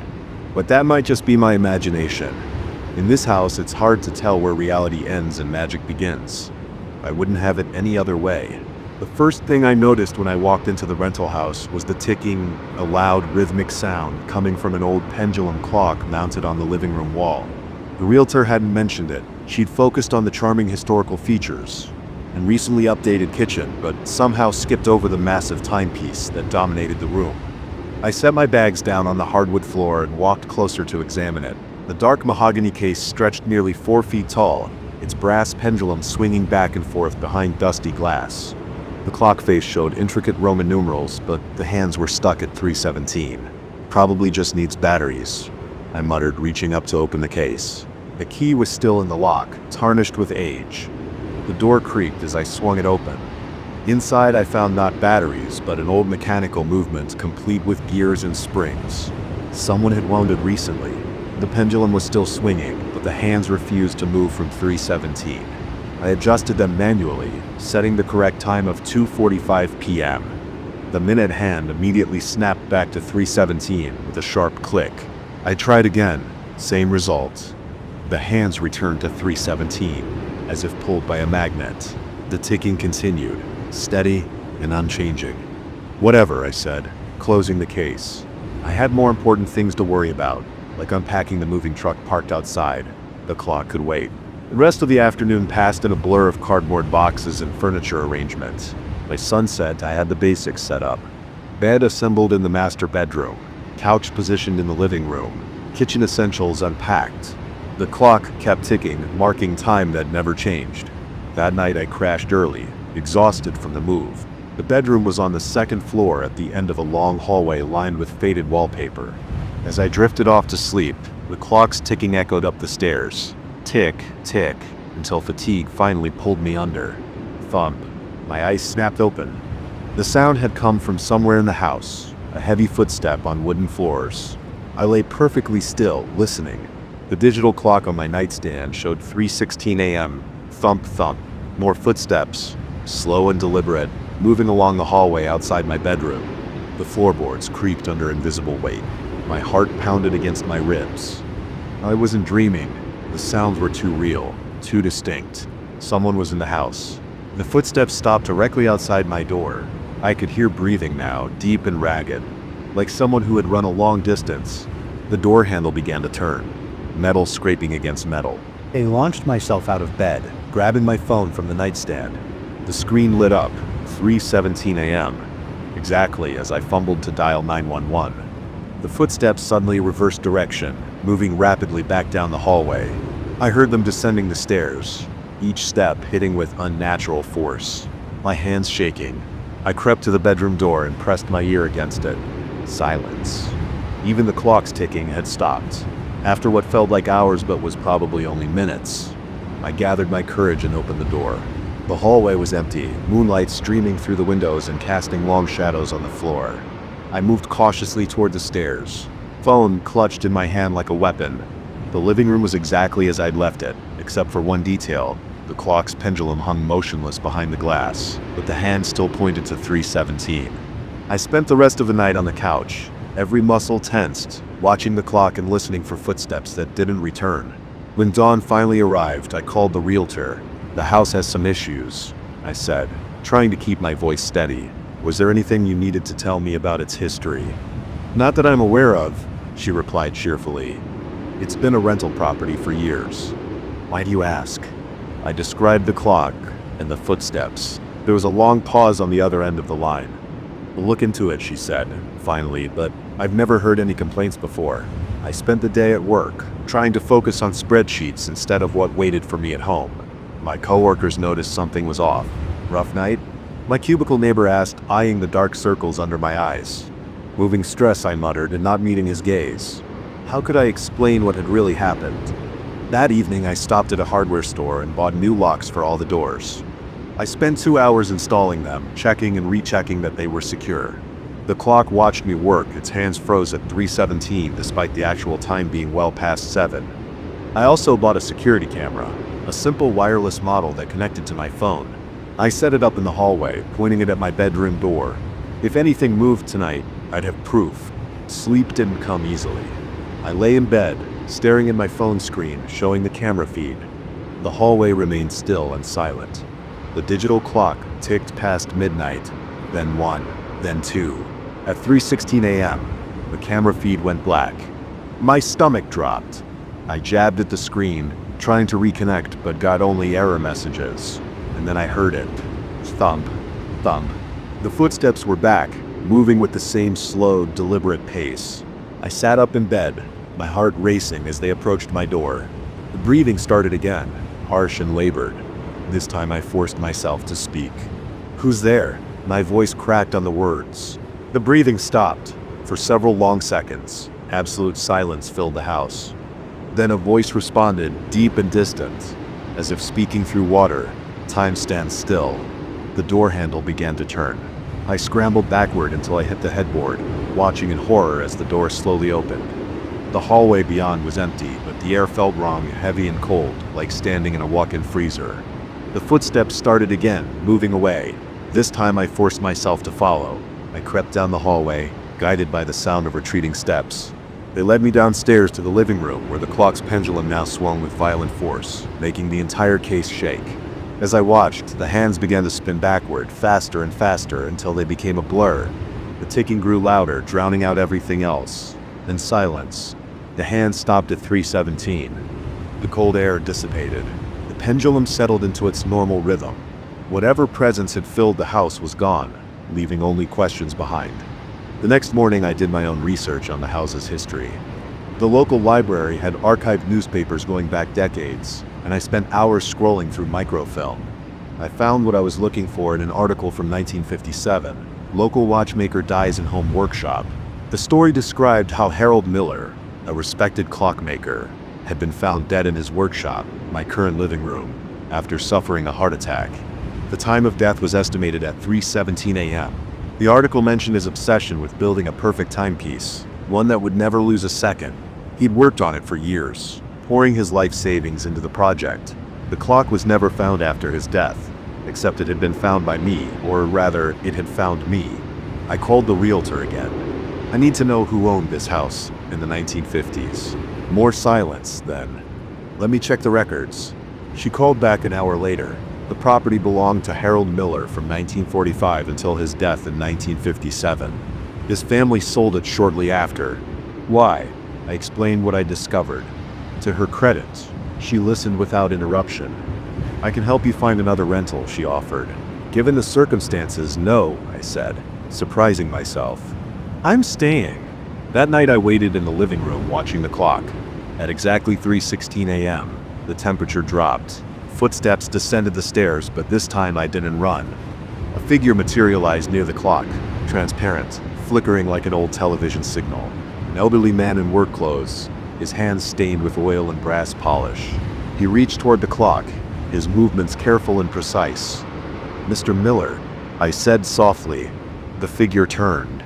His face was tired but kind, with deep lines around his eyes. He nodded once. "Your clock," I continued. "It's still here, still keeping time. Your time." He smiled. a sad expression that seemed to ripple through his entire form. His lips moved, forming words I couldn't quite hear. The temperature began to rise. The figure grew fainter, dissolving like smoke in sunlight.